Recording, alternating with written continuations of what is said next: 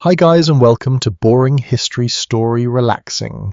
Tonight we step into a snow-drenched medieval manor and you immediately realise that comfort, in the modern sense, is probably going to be overstated. Snow presses hard against the thick stone walls, the wind sifts through narrow windows, and somewhere beyond the outer gate, a branch snaps under the weight of ice. You probably won't survive this without noticing every shiver, every whisper of frost, so before you get comfortable, take a moment to like the video and subscribe, but only if you genuinely enjoy what I do here. While you do that, consider telling me your location and the local time. Now, dim the lights and flow straight into the story. You trudge across a courtyard layered in soft, crisp snow that squeaks underfoot, feeling each footfall in your toes despite the thick wool of your boots. The manor rises ahead, its walls dark and imposing against the grey morning sky. Smoke curls lazily from the chimneys, giving the illusion of warmth inside. But you know better. Medieval builders relied on massive stone walls to retain heat, yet historians still argue whether those walls ever truly protected inhabitants from the icy fingers of winter. You inhale the cold air sharply. It carries a faint scent of burning wood, mixed with damp earth and something almost metallic, probably the frost itself pressing against old iron hinges. The manor's silhouette is quiet, but it has a presence, a kind of silent command that makes you feel small, even before you cross the threshold. Inside, the great hall glows warmly, though that warmth is deceptive. Firelight flickers across high timber beams, illuminating carved faces and faded murals. The smell of tallow candles mixes with the tang of smoke from the central hearth. You notice the peculiar way the hall seems both massive and cosy at once, a paradox that makes you pause. Some chroniclers suggest that great halls were the social heart of the manor, a place for feasts and gatherings, while a quirky tidbit surfaces servants occasionally carried small portable braziers tucked beneath cloaks to warm corners or draughty alcoves. You watch one of them adjust the iron grate over the hearth, and the faint sparks rise, catching your attention before vanishing in the smoky air. Footsteps echo in the corridors, a soft percussion that reminds you that the manor is not empty. Servants scurry quietly, torches in hand, balancing buckets of heated water, blankets, and sometimes small portions of night broth for those too cold or tired to make it to the kitchen. You pause to notice the subtle choreography of it all, the way a servant moves without waking others, the careful placement of objects along flagstones to minimize clatter. Scholars still debate whether nighttime service in such manors was a strict routine or left largely to improvisation, and the distinction fascinates you as you watch a hand reach out to close a door gently. Your chamber awaits at the end of a long, dim hallway. The door is heavy oak, slightly warped from years of winter moisture, and when you push it open, the faint smell of herbs mixed with wool greets you. Feather mattresses lie in neat piles, yet fringe reports suggest that not every room had such luxuries. Some were stuffed with straw or horsehair, which you imagine would feel both uncomfortable and oddly warm, like lying inside a softly packed hay bale.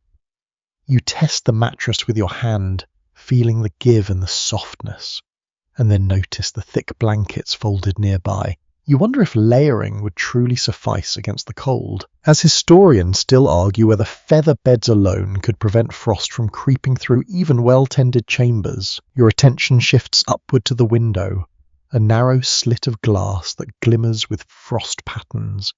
Outside, snow presses against the slates, thickening as the morning progresses. You watch a few flakes lift and spiral with the gusting wind. Roofs in medieval manors were often pitched steeply to prevent collapse, but some accounts suggest that heavy snow still threatened structural integrity, and scholars debate whether the carpenters of the time overbuilt or simply relied on frequent repairs. You think of the roof beams above you, dark and robust, and consider the weight they must bear, not just from snow, but from centuries of storms. Inside, the air is scented with burning tallow, old smoke, and the faint tang of cold stone. It's a comforting scent in a peculiar way, reminiscent of warmth without promise, like a fire you can see but not quite feel fully. The flickering light casts long shadows across the walls, moving gently as you shift your gaze. You notice the heavy tapestries lining the stone, rich in colour but faded from decades of winter sun. Tapestries served both decorative and functional purposes, adding insulation and a sense of human presence to otherwise cold, sterile walls. Historians still argue whether their primary purpose was aesthetic or practical, but to you, they create a feeling of enclosure, a small pocket of softness in the massive manor. Even the oak doors leak cold air beneath their edges. You kneel slightly, noticing the draft brushing against your wrist. Quirky records mention that some households rolled hay or straw along thresholds, sealing the gaps and offering the most basic insulation. It seems so simple now, yet the ingenuity involved in creating even this minor warmth is remarkable. You glance around, listening to the muffled creaks of the building settling. Every sound is amplified in the silence, every whisper of wind, every distant footstep, adding layers to the atmosphere of anticipation and quiet unease. Night approaches, and with it, the soundscape shifts. The wind hisses against the stone, and the occasional snapping branch punctuates the quiet. Inside, you hear the servants' steps across the flagstones, soft and careful. The great hall burns lower now, embers glowing faintly. The smell of cooking fades, leaving only the residual warmth and the lingering scent of smoke and herbs. Historians still argue whether these low-burning embers were enough to sustain heat through the long, dark nights, and you consider the possibility that inhabitants were often colder than modern accounts let on. As the manor prepares for night, you watch the ritualistic movement of blankets and feather beds. Servants shake them, fluffing the feathers to trap warmth. It becomes almost ceremonial, a practice choreography repeated countless nights. You notice a stabled animal stirring faintly in the nearby rooms, its warmth mixing subtly with the cold air seeping through stone. Some medieval families kept animals indoors precisely for this dual purpose of companionship and warmth. A quirky practice that now seems slightly absurd but undeniably practical. You settle near your feather bed, touching the soft coverlets, aware of the draught sneaking around corners, the faint hiss of wind against window panes, the soft crackle of dying embers in the hearth. Night is no longer just a time of rest, but an ongoing negotiation with the cold. The air is crisp and smells faintly of snow, smoke, and damp stone. Candlelight wavers in your peripheral vision, casting shadows that make the chamber seem alive. You draw a blanket closer, feeling the texture against your skin, and realize that this simple act is the start of a nightly ritual repeated for centuries. Outside, snow continues to fall, the manor's silhouette outlined faintly against the grey sky, and rakes across roof tiles and battlements, a persistent reminder that winter is never truly passive. You lie back, feeling the weight of the day's preparation, and the strange comfort of being enclosed in centuries-old walls. The manor is massive, imposing, yet within this small chamber, the combination of blankets, feather beds, and flickering light creates a private universe of warmth and security. Scholars still debate whether the psychological comfort of such environments contributed as much to survival as the physical measures themselves, and you think it is entirely plausible. In this moment, you allow yourself to breathe slowly, letting the sound of snow hitting stone and wind passing through eaves settle your mind. You think of the people who lived here before you, their footsteps echoing in corridors, their whispered conversations, their nightly prayers for warmth and safety.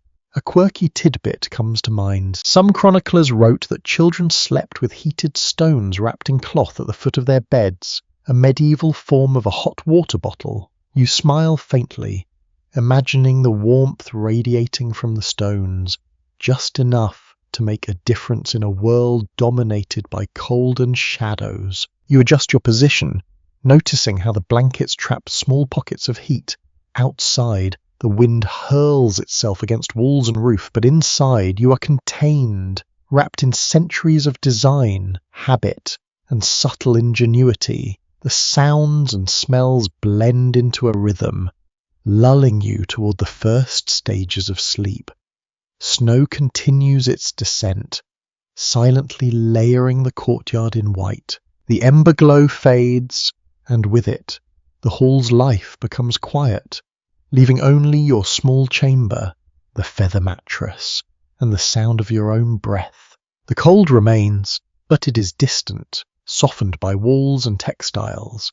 The sensation is familiar, a reminder that survival was part practical, part ritual, and part acceptance. You close your eyes, aware of drafts sneaking at corners, but confident that your place in the manor is a small sanctuary. Sleep comes slowly, guided by the warmth you can cultivate and the centuries of adaptation built into every stone, beam, and blanket. In this moment, you are a part of the manor's ongoing story, a quiet observer of winter's persistent grip. You awaken again to the persistent whisper of wind curling around the outer walls, and immediately notice the subtle chill sneaking along the edges of your featherbed. The manor's thick stone construction seems reassuring at first glance, yet cold finds a way to press against every surface.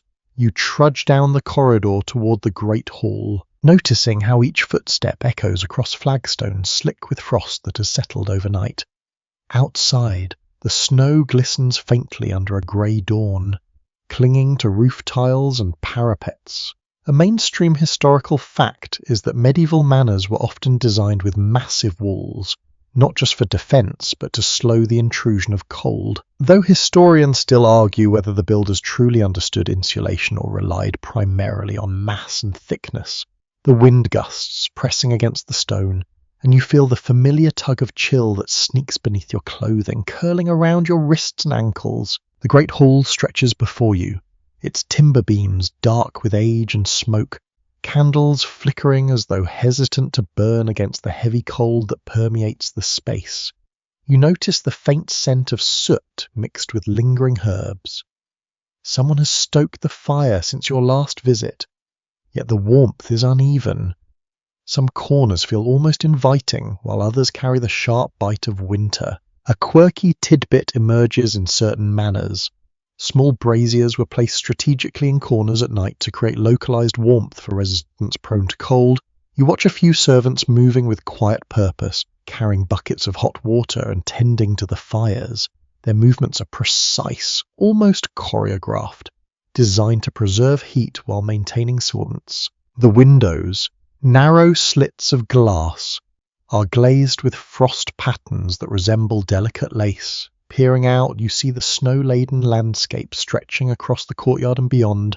Roofs bow under the weight of accumulated snow, and you recall that medieval carpenters often had to reinforce beams or repair shingles after heavy storms. Scholars still debate whether such reinforcements were the exception or part of routine maintenance in colder regions. The wind rattles against the wooden shutters, a gentle percussion that adds rhythm to the otherwise quiet hall. You can almost feel the snow pressing against the outer walls, a silent reminder of nature's persistence. You move past the hearth, noting the faint embers glowing at its heart. Smoke curls lazily upward, carrying the faint tang of burning wood and lingering pottage. The warmth radiates slowly, failing to reach the far corners of the hall where shadows cling stubbornly. Historians still argue whether these large hearths, central to manor life, were sufficient for consistent heat or primarily served as cooking spaces. You bend slightly to examine the floor near the fire and notice a few scattered rushes, their scent earthy and faintly sweet. Quirky sources note that rushes were replaced frequently, sometimes nightly, both for cleanliness and for subtle insulation against the cold stones beneath. Servant bustle quietly, their movements measured and careful. One carries a small bucket of heated water for washing. Another adjusts a brazier tucked into a corner. The air is thick with their combined scent of damp wool, tallow, and the faint trace of herbs. You wonder how many times these routines have been repeated, night after night, winter after winter, shaping behavior, movements, and even the pace of life in the manor. The sound of steps against stone is muted but continuous, a comforting backdrop to the otherwise still environment. Scholars debated whether such repeated nocturnal activity was more about survival or about asserting order and routine in a household dominated by hierarchy. You reach your chamber again, the heavy oak door creaking softly as you push it open. The cold air from the corridor sneaks in and mingles with the warmth of the room, creating an almost tangible boundary between the two spaces. The feather mattress lies in the same neat arrangement, blankets folded with precision. You notice the subtle softness of the room, reinforced by the thick tapestries along the walls. Historians still argue whether these tapestries were primarily decorative or whether they served as practical insulation, and you lean against one, feeling the texture, imagining it holding back the wind from the stone beyond. The scent is faintly musty with the warmth of human presence, comforting in a way that stark modern interiors rarely achieve. A small window offers a view of the courtyard. Snow crunches faintly as it shifts and settles. Beyond, you can hear the distant clatter of birds, hardy survivors flitting across frozen branches. You remember reading that in some regions, manors kept small birds or even chickens close to the house during winter to supplement warmth, a quirky, almost humorous attempt to share heat across species. The thought makes you smile faintly, imagining tiny wings beating gently near the hearth while the family prepares for night. You adjust your blanket and notice the draft curling along the floor, reminding you that despite centuries of architectural skill, cold always finds a way in. You sit on the edge of your bed, feeling the slight give of the feather mattress beneath you, and consider the practical arrangements of nightly life. Heated bricks were sometimes wrapped in cloth and placed near beds to offer pockets of warmth, while servants might place warm water or a small brazier nearby. Historians still argue whether these measures were universally adopted or limited to wealthier households. The room is quiet except for the faint ticking of cold, the slow drip of melting snow from eaves onto the courtyard below, and your own breathing, steady and deliberate. The fire in the hearth flickers and softens, embers glow faintly as they die, leaving a comforting warmth but not enough to fully dispel the cold. You notice the subtle layering of blankets on the bed, each one serving as a miniature barrier against winter's grasp. Scholars debated the effectiveness of layering, suggesting that moisture trapped between blankets could reduce warmth, yet even imperfect solutions seem vital in this environment. The air is crisp, carrying hints of tallow, smoke, and the faint aroma of herbs placed strategically in the room to maintain a semblance of freshness. Outside, the wind rises, brushing snow against roof tiles with a rhythmic swish. The manor seems alive with sound, a gentle reminder that cold, though invisible, is persistent. You touch the blankets again, feeling the weight and texture, the subtle warmth they retain from prior use. A quirky thought enters your mind. Some chroniclers describe that children would sleep with small heated stones wrapped in cloth at the foot of their beds, a medieval form of comfort remarkably similar to modern hot water bottles. You feel the practicality and ingenuity of such methods, imagining how small heat sources were strategically employed throughout the manor. As the day progresses, the hallways remain quiet but alive with motion. Shadows shift along the stone, candles flicker, and faint echoes travel through the corridors. Historians still argue whether the manor's architectural design intentionally amplified such sounds to maintain awareness of movement, or whether it was an accidental byproduct of construction. You lean against the wall for a moment, feeling the stone cool through your woolen sleeve, and imagine the countless nights that passed in this very manor, the repetition and rhythm creating a sense of continuity, stability, and even subtle comfort despite the cold. By mid-afternoon, the manor begins preparing for evening. Servants check the fireplaces, replace rushes on floors, and move quietly to avoid waking those already resting. The faint smell of pottage and warmed broth begins to drift, soft and inviting. You notice how small, deliberate actions, rolling blankets, adjusting braziers, stoking embers combine to create an environment that is alive, responsive, and tuned to the subtle cues of temperature and comfort. Scholars debated whether such meticulous care was strictly necessary, or if it also served to reinforce household hierarchy and ritual. You finally settle back into your chamber, aware of the encroaching cold outside and the measured warmth within. Drafts sneak in along cracks, yet the layered blankets, feather mattress, and flickering candlelight create a private universe of relative warmth. Outside, snow continues to fall, accumulating quietly on roof tiles and the courtyard below. You draw your knees to your chest, feeling the fabric of your garments and the soft give of the bed beneath you. In this moment, the manor, though imposing and cold in parts, becomes a sanctuary. The wind, the snow, and the stone are distant pressures softened by centuries of adaptation and care, and you begin to sense that survival here is as much about ritual habit and ingenuity as it is about fire or architecture. You linger in the doorway of the great hall, noticing how the firelight plays across the high timber beams, and the chill from the stone floor reaches up to your ankles. The smell of smoke and faintly burnt herbs clings to the air, a reminder that even a blazing hearth cannot fully dominate a medieval manor in the depths of winter. Historians still argue whether the design of these halls was primarily social or functional, and it is easy to see why. The space is grand, but the warmth is patchy, flowing unevenly around the long tables and shadowed corners. You move closer to the hearth, letting your hands hover near the faint heat. The flames lick upwards slowly, giving off sparks that vanish into the chimney above. The fire's presence is reassuring, yet you realize it only reaches so far. The farther corners of the hall remain cold, and you feel the drafts curling softly along the edges of the tapestries hanging on the walls. Servants move quietly, carrying buckets of hot water and trays with night broth. Each step is deliberate, and the soft echo across the flagstones adds a subtle rhythm to the otherwise still room. A quirky tidbit emerges. Some manors kept small heated bricks wrapped in cloth, passing them along to those who felt the cold most acutely, a simple yet ingenious method of localized warmth. You notice one servant place such a brick near an elderly woman seated by the fire, her shawl pulled tightly around her shoulders. The heat radiates faintly, not enough to banish the chill, but enough to make the cold tolerable for a time. Scholars still debate whether these methods were common practice or merely exceptional measures for special guests. Looking up, you see the vaulted beams overhead, darkened with centuries of smoke and soot.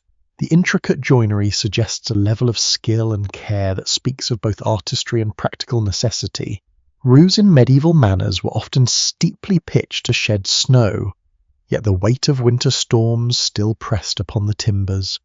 You imagine the sound of ice and snow settling above, the occasional creak as timber bends slightly under pressure.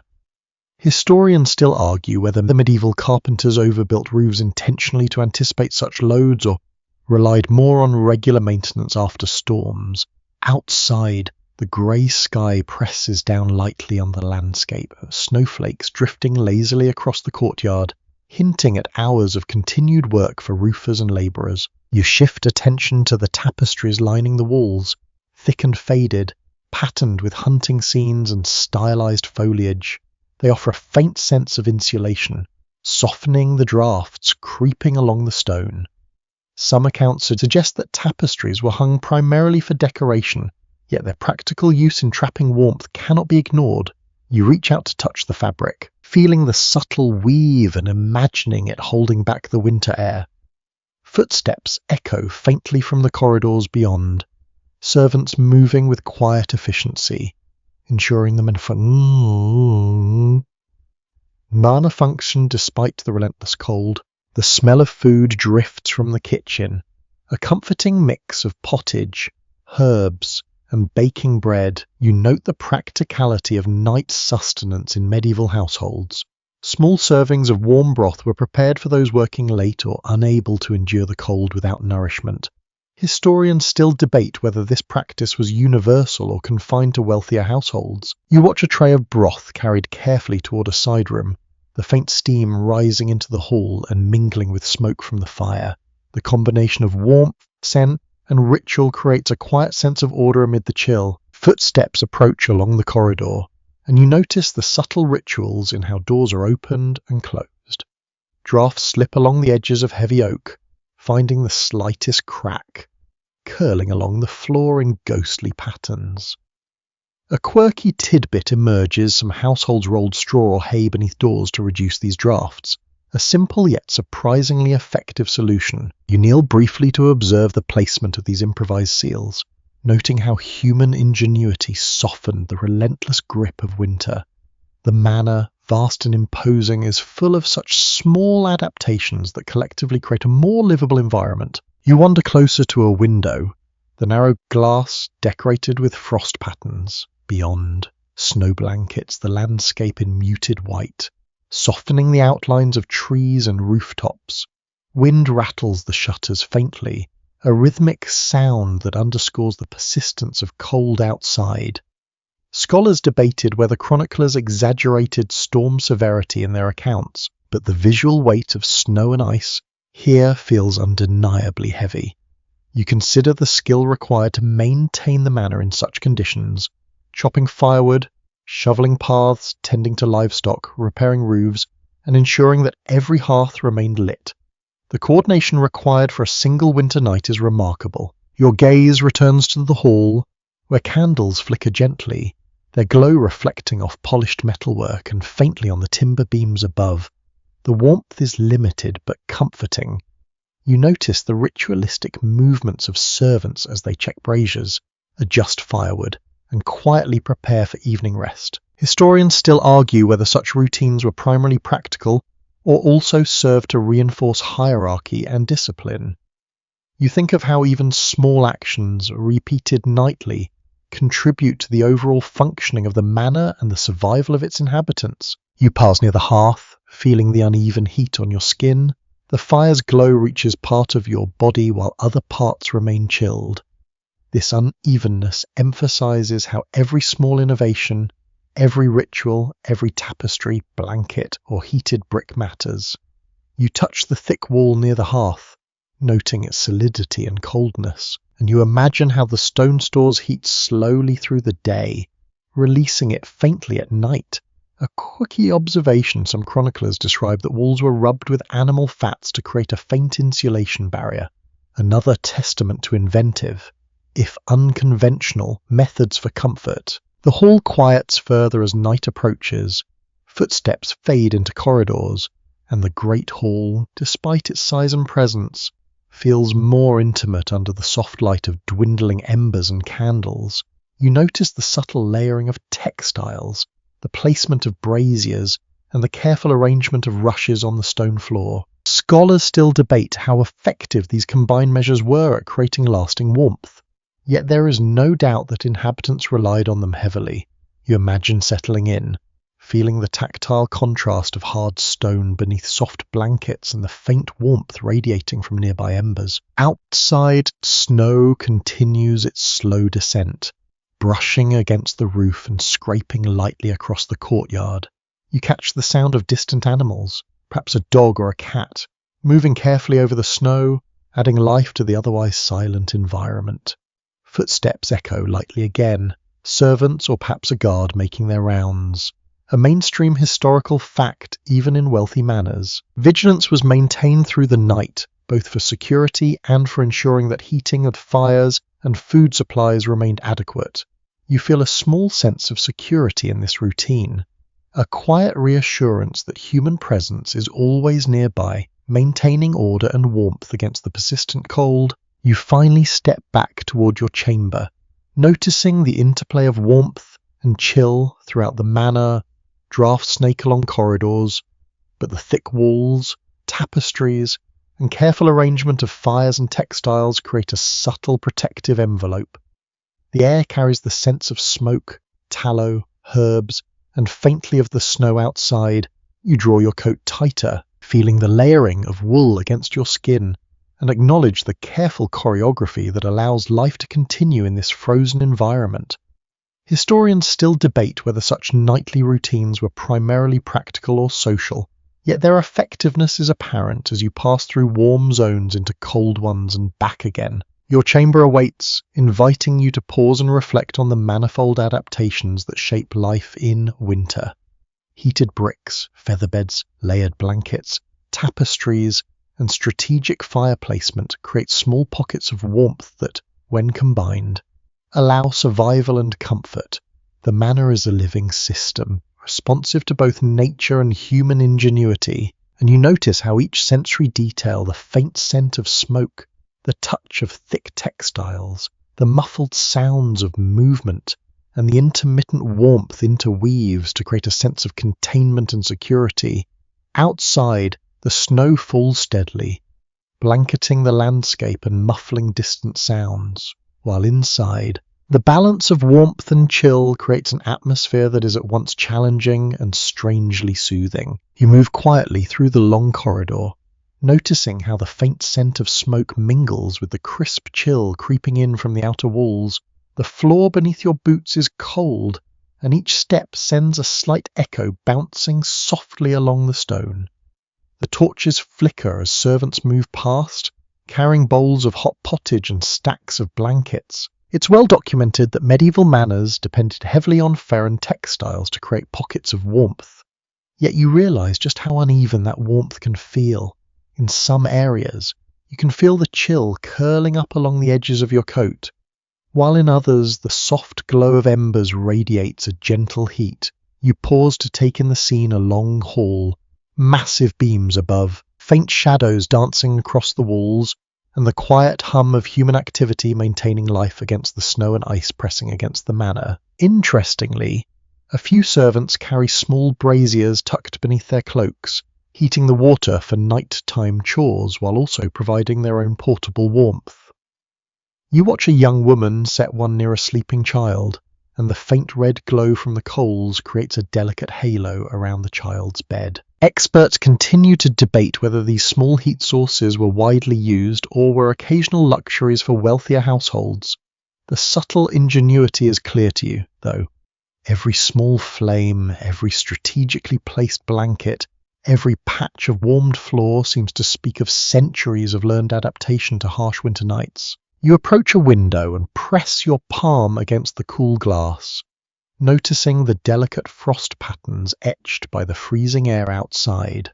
The courtyard beyond is blanketed in pristine snow, the faint sound of wind brushing against rooftops blending with the soft murmurs of life within. Some scholars question whether chroniclers exaggerated the severity of winter conditions in their accounts, or if these descriptions reflected daily realities.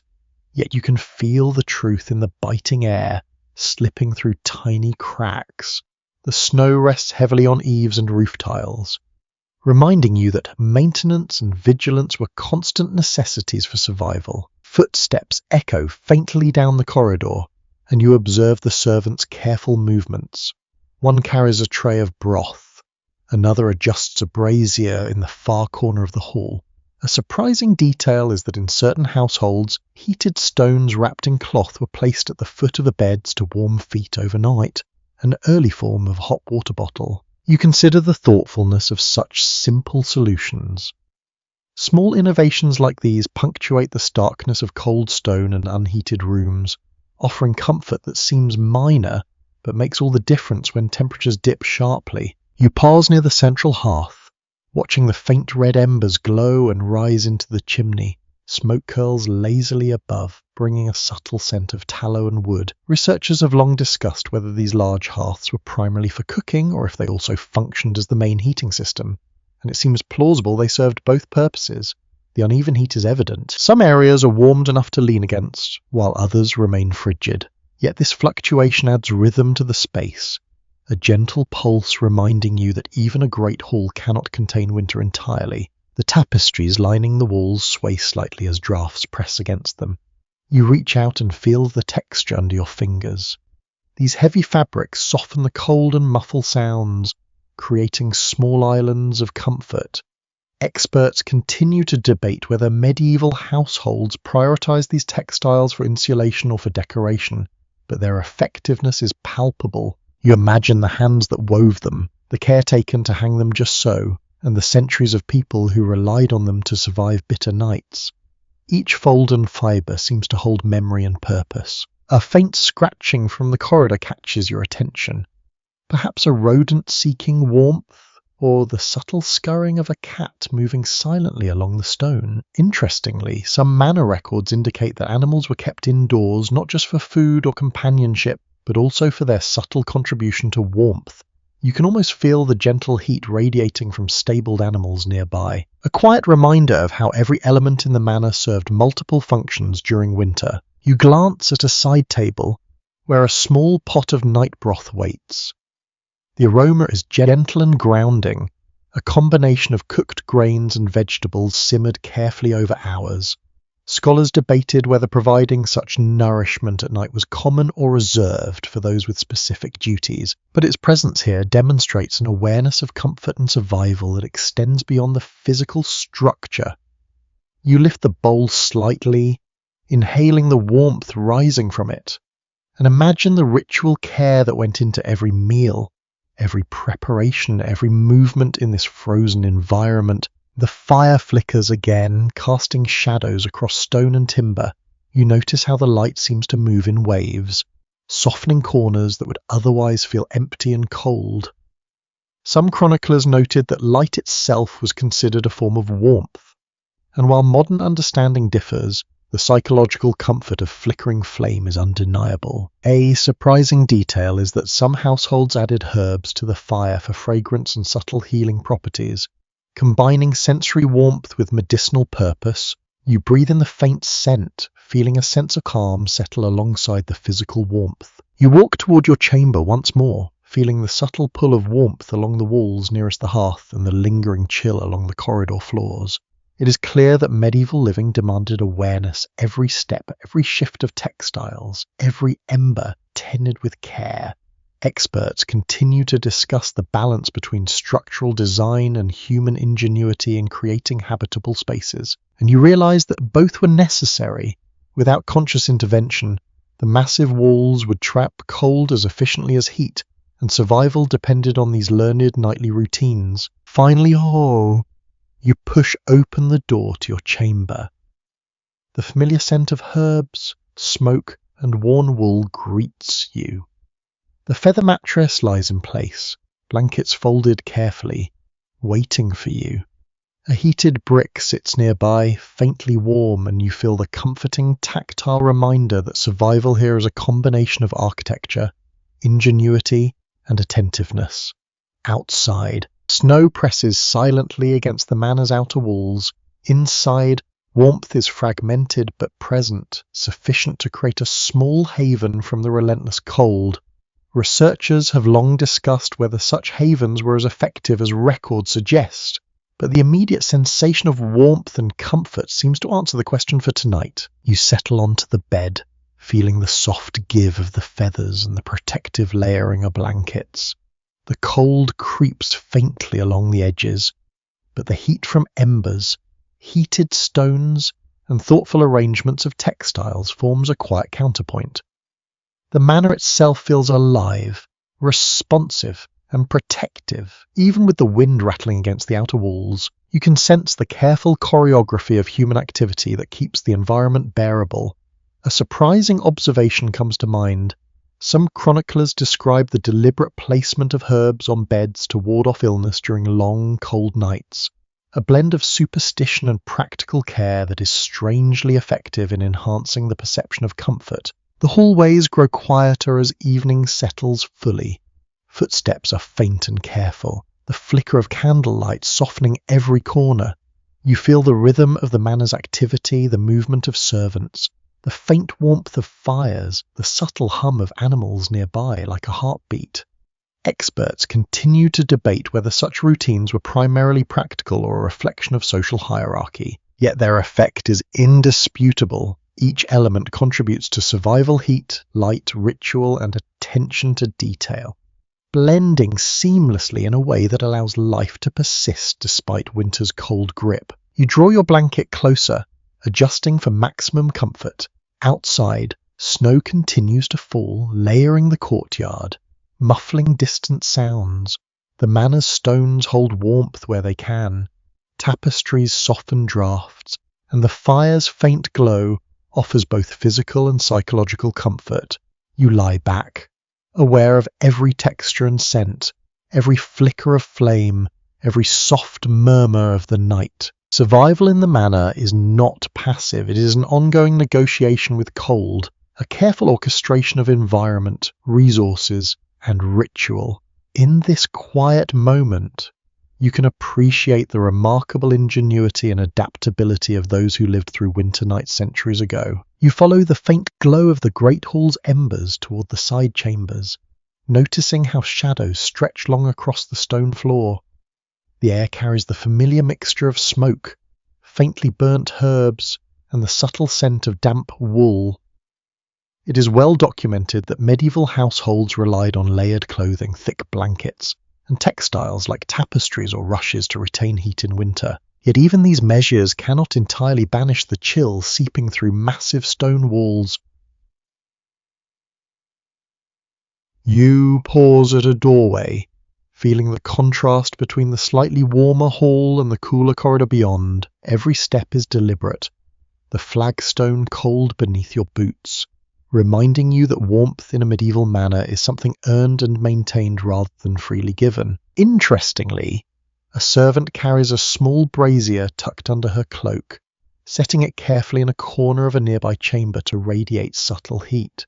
The glow flickers softly, casting dancing shadows that make the room feel alive despite the oppressive cold outside. Some historians continue to debate whether these portable sources of warmth were commonplace or considered a luxury reserved for wealthier households.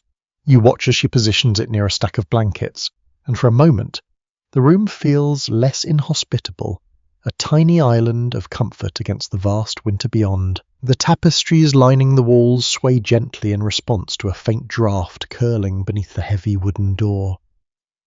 Their colours are faded but still vibrant enough to depict hunting scenes and pastoral images. Scholars still question whether these textiles were primarily decorative or intended as insulation, yet it is difficult to deny their effect. You press your hand against one and feel the thick weave, imagining the centuries of warmth trapped in its fibres. The draught along the edges of the room feels less severe, with the fabric acting as a soft barrier. An early example of human ingenuity shaping the environment for survival. Footsteps echo faintly from the corridor, the muted sound of activity reminding you that life in the manor continues despite the snow and wind outside. A quirky detail comes to mind in some households. Small heated bricks were wrapped in cloth and placed beneath the mattress to keep feet warm overnight. You imagine their subtle radiance against the body, a humble yet effective form of comfort. Experts continue to debate whether these measures were standard practice or reserved for select rooms and occupants. Yet the principle is clear. Heat was localized, thoughtful and critical. You move closer to a window, the narrow panes etched with delicate frost patterns that hint at the chill pressing from outside. Beyond, snow blankets the courtyard, softening edges and muffling sound. Wind rattles the shutters intermittently, producing a subtle rhythm against the backdrop of stillness. Some chroniclers note that snow accumulation on roofs often threatened structural integrity, while others argue that careful construction minimized risk. You observe the timbers above, darkened with smoke and age, their joints straining slightly under the weight of winter, yet steadfast. The very architecture seems to participate in the negotiation with the elements, both resisting and accommodating nature simultaneously. The scent of evening broth drifts faintly from the kitchen, a mixture of softened grains, vegetables, and herbs simmered slowly over the hearth. It reminds you that food preparation was as much about comfort as survival. Some scholars have discussed whether nighttime servings of broth or pottage were a daily routine or reserved for specific circumstances. Yet the presence of the steaming pot suggests deliberate care. You watch as a tray is carried into a side room, and the steam rising from it carries both heat and reassurance. Small rituals like these create structure and comfort, establishing a rhythm in the otherwise harsh environment. You pause to notice the flicker of candlelight along the corridor walls, shadows stretching and retreating as the flames tremble. Some chroniclers noted that light itself was considered comforting and symbolic of warmth, even when the actual heat was minimal. A surprising detail is that some manors infused fires with herbs or small resins to provide subtle aromas. thought to ward off illness or spirits, blending practicality with superstition. The effect is subtle, a quiet layering of sensory experience that makes the space feel more habitable and alive. Your chamber door looms ahead, the oak dark and solid, slightly warped from years of cold and moisture. As you open it, a faint draught curls along the threshold, bringing with it the scent of frost and distant smoke. Inside, the feather mattress lies neatly arranged, blankets folded with care. A heated brick rests in the corner, its faint warmth radiating slowly. Records indicate that such measures were sometimes reserved for the wealthier occupants of a manor, while others relied on simpler layering of textiles or additional clothing. You draw the blankets closer, feeling the comfort of both material and intention. The animals stabled nearby stir softly, and you can hear their breathing as it mingles with the faint creaks of timber and the whisper of wind. Some accounts describe the practice of keeping livestock close to living quarters during winter to provide additional warmth, while others suggest it was more about security and convenience. You can sense both possibilities simultaneously. The warmth radiates subtly, a reminder that life in the manor was interconnected with the rhythms of the animals, the fire, and the people. As you settle into your chamber, the flickering embers from distant hearths cast a gentle glow that penetrates faintly through the corridor. The air is thick with warmth and faint smoke, carrying subtle hints of herbs and worn wool. Researchers have long discussed whether these subtle layers of comfort were as effective as they seem, yet in this moment, their impact is undeniable. Every small adjustment, the placement of blankets, the gentle tending of fire, the arrangement of textiles contributes to an environment that feels alive, responsive and protective against the winter night. You lie back on the feather mattress, feeling the slight give and the reassuring weight of layers around you. The cold from the stone floor seeps faintly through the blankets, but the warmth from the hearth, heated brick, and surrounding textiles creates a microclimate that feels secure. The manor itself feels like a living organism, breathing and shifting subtly. A carefully maintained system designed to allow life to persist even when winter presses hard against its walls. The wind outside rattles roof tiles and shakes the shutters, but inside, the combination of structure, habit, and ingenuity creates a pocket of resilience and comfort. A subtle sound catches your attention, the distant shifting of snow against the eaves. You feel the slight vibration through the floor, a reminder that the world outside continues its quiet, relentless motion.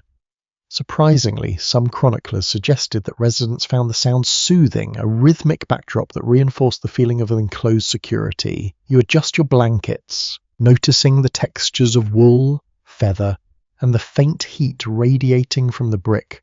The interplay of temperature, texture, and scent creates a layered sensory environment that makes the cold more bearable and even strangely calming. Outside, snow continues to accumulate, pressing against the manor walls and softening distant sounds. The great hall and corridors are mostly quiet now, the servants having completed their tasks, fires stoked and braziers placed carefully. Experts continue to debate how much human ingenuity versus architecture contributed to warmth and comfort, yet the combination is evident. Every small detail, from textiles to heated stones to ritualized movements, contributes to survival and a sense of containment. You close your eyes, aware of the cold pressing faintly at the edges, and let yourself settle into the layered comfort that centuries of adaptation have created. You awaken to the subtle murmur of the wind brushing against the manor walls, a soft but persistent reminder that winter is still very much present outside. The narrow window in your chamber is glazed with frost, delicate patterns etched across the glass by the freezing air. Outside, the courtyard is a muted expanse of white, the snow muffling most sounds and giving the world a strange quiet that feels almost unreal. You shift slightly on the feather mattress, feeling the weight of blankets layered carefully atop one another. Records show that layering, bedding and clothing was a central strategy for coping with the persistent cold, though some of the more extreme techniques, such as placing heated stones beneath sheets, were less universally practiced and often reserved for wealthier inhabitants. You breathe in the familiar scent of smoke and herbs, the faint warmth of embers from distant fires mingling with the crisp cold that slips through every small crack. Interestingly, the servants are already moving through the hallways. Their steps are soft, measured, and purposeful, carrying buckets of heated water, trays of broth, and fresh blankets.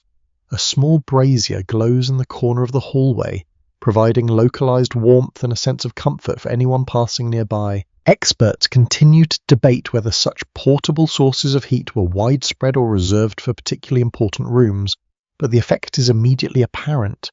You notice the way the glow illuminates the stone walls, casting shadows that shift as the flames flicker. The combination of firelight and movement gives the manor a subtle liveliness, a reminder that even in the coldest moments, human activity maintains rhythm and warmth. You push aside a heavy curtain and peer down the corridor. The tapestries hanging on the walls sway gently as cold air slips beneath doors. Scholars still question whether these textiles were more decorative or functional, but you can feel their insulating effect as you brush your hand across one of the fabrics. Its texture is thick and comforting, a barrier against both draught and the sense of emptiness that massive stone walls can evoke. You step lightly across the flagstones, noting the faint chill that presses against your boots despite the warmth emanating from the braziers and embers.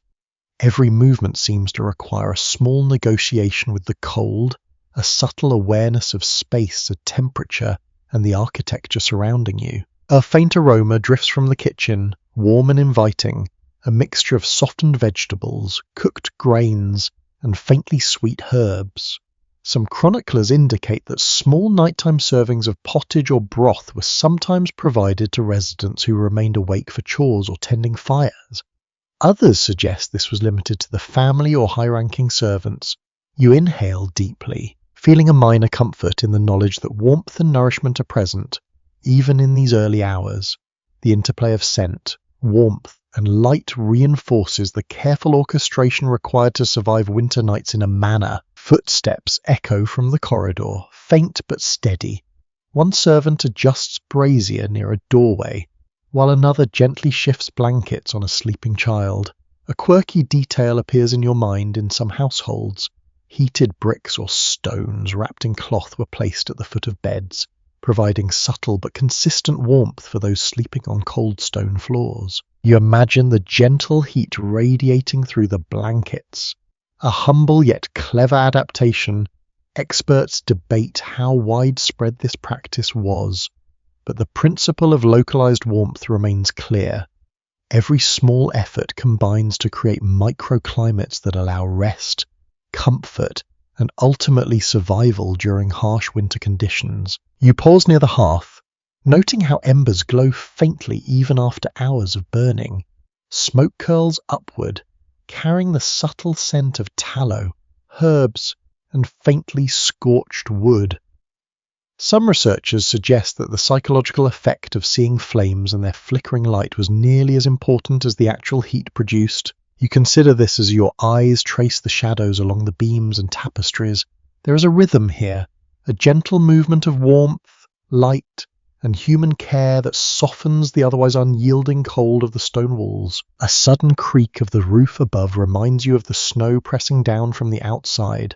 Some scholars question whether chroniclers exaggerated these pressures for dramatic effect, while others maintain that heavy winter storms were indeed a persistent threat to the structural integrity of roofs and timbers. You watch the slight movement of beams above and hear the settling of snow on distant eaves. It is not alarming, but it creates a tangible sense of the physical weight that winter imposes on even the most solid architecture. You notice the way the entire manor seems to breathe subtly in response to external pressures, a living, enduring organism designed for survival. You move toward the window once more, noticing the faint tracks of birds in the snow, delicate paths that suggest life continues beyond the stone walls. Interestingly, some manor residents kept small birds or animals nearby, not only for warmth but also for companionship or food. You imagine a tiny bird stirring softly, adding a gentle warmth to a room without creating noise or requiring human attention. Outside, the wind brushes snow against the slates, occasionally rattling the shutters. Yet inside the manor, these sounds become part of the nocturnal symphony, a reminder that life endures even in extreme cold. You return to your chamber, drawn by the quiet invitation of blankets and the subtle warmth of the heated brick. The feather mattress offers soft resistance, adjusting to your weight and contour. The layered blankets trap heat, creating a small thermal pocket that allows the chill to feel distant rather than immediate. Some chroniclers noted that these practices layered textiles, heated stones, strategic fire placement were critical to surviving the winter. Yet others suggest that inhabitants had to endure a degree of discomfort regardless of preparation. You feel the balance between practicality and tolerance, appreciating the simple yet deliberate measures designed to make harsh nights manageable. The hallways are now quiet, the servants' activity minimal but ongoing. You notice the subtle scent of herbs lingering on textiles, thought to purify the air or ward off minor illness. Scholars still debate how much of this practice was based on superstition and how much on practical hygiene. The effect, however, is tangible, a faint, calming fragrance that softens the starkness of cold stone and shadowed corners. You draw the blankets closer and feel the subtle warmth radiating from both the heated brick and your own body, a small microcosm of comfort in a vast, imposing structure. Outside, snow continues its slow, persistent accumulation. The courtyard is quiet except for the occasional faint sound of wind brushing against eaves or distant trees. Inside, warmth, light, and movement create a counterpoint to the frozen world beyond. Every ember, every blanket, every carefully placed object contributes to a living system designed to sustain human life through the harshest winter nights. Records show that such measures were essential, yet scholars continue to debate how much comfort was ever truly achieved. Despite this uncertainty, you feel a subtle reassurance, a sense of safety and stability, as you settle into the layered textures of your chamber and allow your body and mind to adapt to the environment around you. You wake to the softer chime of the distant bells carried faintly through the cold morning air, the sound diffused by the heavy snowfall blanketing the manor grounds. The courtyard below is almost entirely white, the snow muffling the usual clatter of carts and footsteps. It is recorded that medieval manors often relied on bells to mark time, summon labourers, or signal important events. Yet in the hush of winter they take on a different quality, almost meditative. You notice the way the wind drifts across the roof tiles, carrying with it a biting cold that presses faintly against the narrow window pane. Your fingers brush the frost etchings on the glass, and you shiver slightly, reminded that warmth is never constant in these stone chambers. Curiously, a servant has already begun tending the fires in the hallways, moving carefully to avoid stirring too much smoke. You watch the delicate handling of embers as logs are added and braziers adjusted. Some records indicate that certain manors maintained low, constant fires during winter nights to keep rooms habitable, while others relied on rekindling hearths only at dawn. There is ongoing discussion about which practice was more widespread, and you sense that both approaches reflect the ingenuity and adaptability required to endure the cold. The subtle hiss of embers and faint scent of smoke and tallow fill the hall, a combination that feels familiar and oddly comforting. Evidence shows that tapestries and heavy curtains were critical in moderating the draft in medieval rooms, and you notice the way shadows cling to the thick folds along the walls. The woven patterns seem to absorb not only light but also the chill, creating microclimates of warmth in otherwise frigid spaces. Interestingly, some households reportedly placed additional layers of blankets between tapestries and walls, a practical solution to maximize insulation. You run your hand along the fabric and feel the slight give, realizing how much thought went into making each chamber livable despite the harsh exterior conditions. The hallways are quiet but not too silent. Soft footsteps echo faintly as servants carry out their early morning chores, balancing trays of pottage, heated water, and fresh textiles. Curiously, some chroniclers mention that certain manors positioned small braziers at strategic points along corridors to pre-warm sleeping chambers before dawn. You catch a faint glow from one such brazier, the gentle warmth reaching your skin as you pass. Researchers remain divided over whether this practice was standard or exceptional, yet it is clear that localized sources of heat contributed significantly to the comfort of inhabitants. You pause at a window, observing the snow-laden landscape stretching beyond the manor walls. Evidence shows that roofs were pitched steeply to shed snow, yet the accumulation often threatened the timbers, requiring constant maintenance. You watch a faint movement on the roofline as snow shifts under its own weight, imagining the careful balance medieval carpenters had to maintain to keep these structures sound. Interestingly, some manors reportedly employed small, trained animals to help detect unstable areas of snow or ice, a detail that seems unusual today but reflects the inventive strategies used to survive winter storms. The smell of broth wafts from the kitchen, subtle yet warming. Documents suggest that serving warm food early in the morning was a common strategy for residents who might have endured cold through the night. You follow the scent, noting how each room in the manor seems to carry its own combination of temperature, aroma, and shadow. And researchers have long debated how effective these early meals were in sustaining body heat versus simply providing nourishment. Regardless, the combination of warmth, food, and human care creates a tangible comfort that softens the biting cold outside. Footsteps echo lightly again as a servant carries a small brazier along a corridor. You notice the glow illuminating the tapestry-lined walls, highlighting their muted colours. Some experts continue to question whether these corridors were deliberately designed to amplify the warmth of firelight or if it was a fortunate byproduct of construction. The effect, however, is immediate. The warm glow makes the corridor feel less forbidding, and shadows dance along the stone, creating an impression of movement and life even when the rooms are mostly empty. You draw closer to your own chamber, the heavy oak door presenting a familiar boundary between the public hall and private space. The feather mattress and layered blankets await, and a heated brick rests faintly warm at the foot of the bed.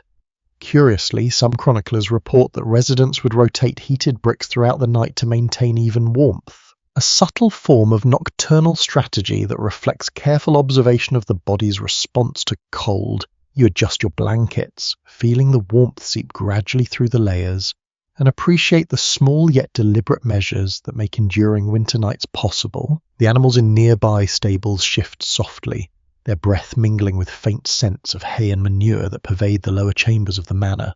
Records show that keeping animals close to living areas was practical for both warmth and security, and you notice how subtle heat radiates upward, blending with embers and textiles to create a layered environment. A surprising detail is that some households allowed animals to roam partially in passageways during severe cold, further contributing to localized warmth and a constant reminder of the interdependence of human and animal life. You settle finally onto your feather mattress, aware of the interplay between warmth and chill in the chamber.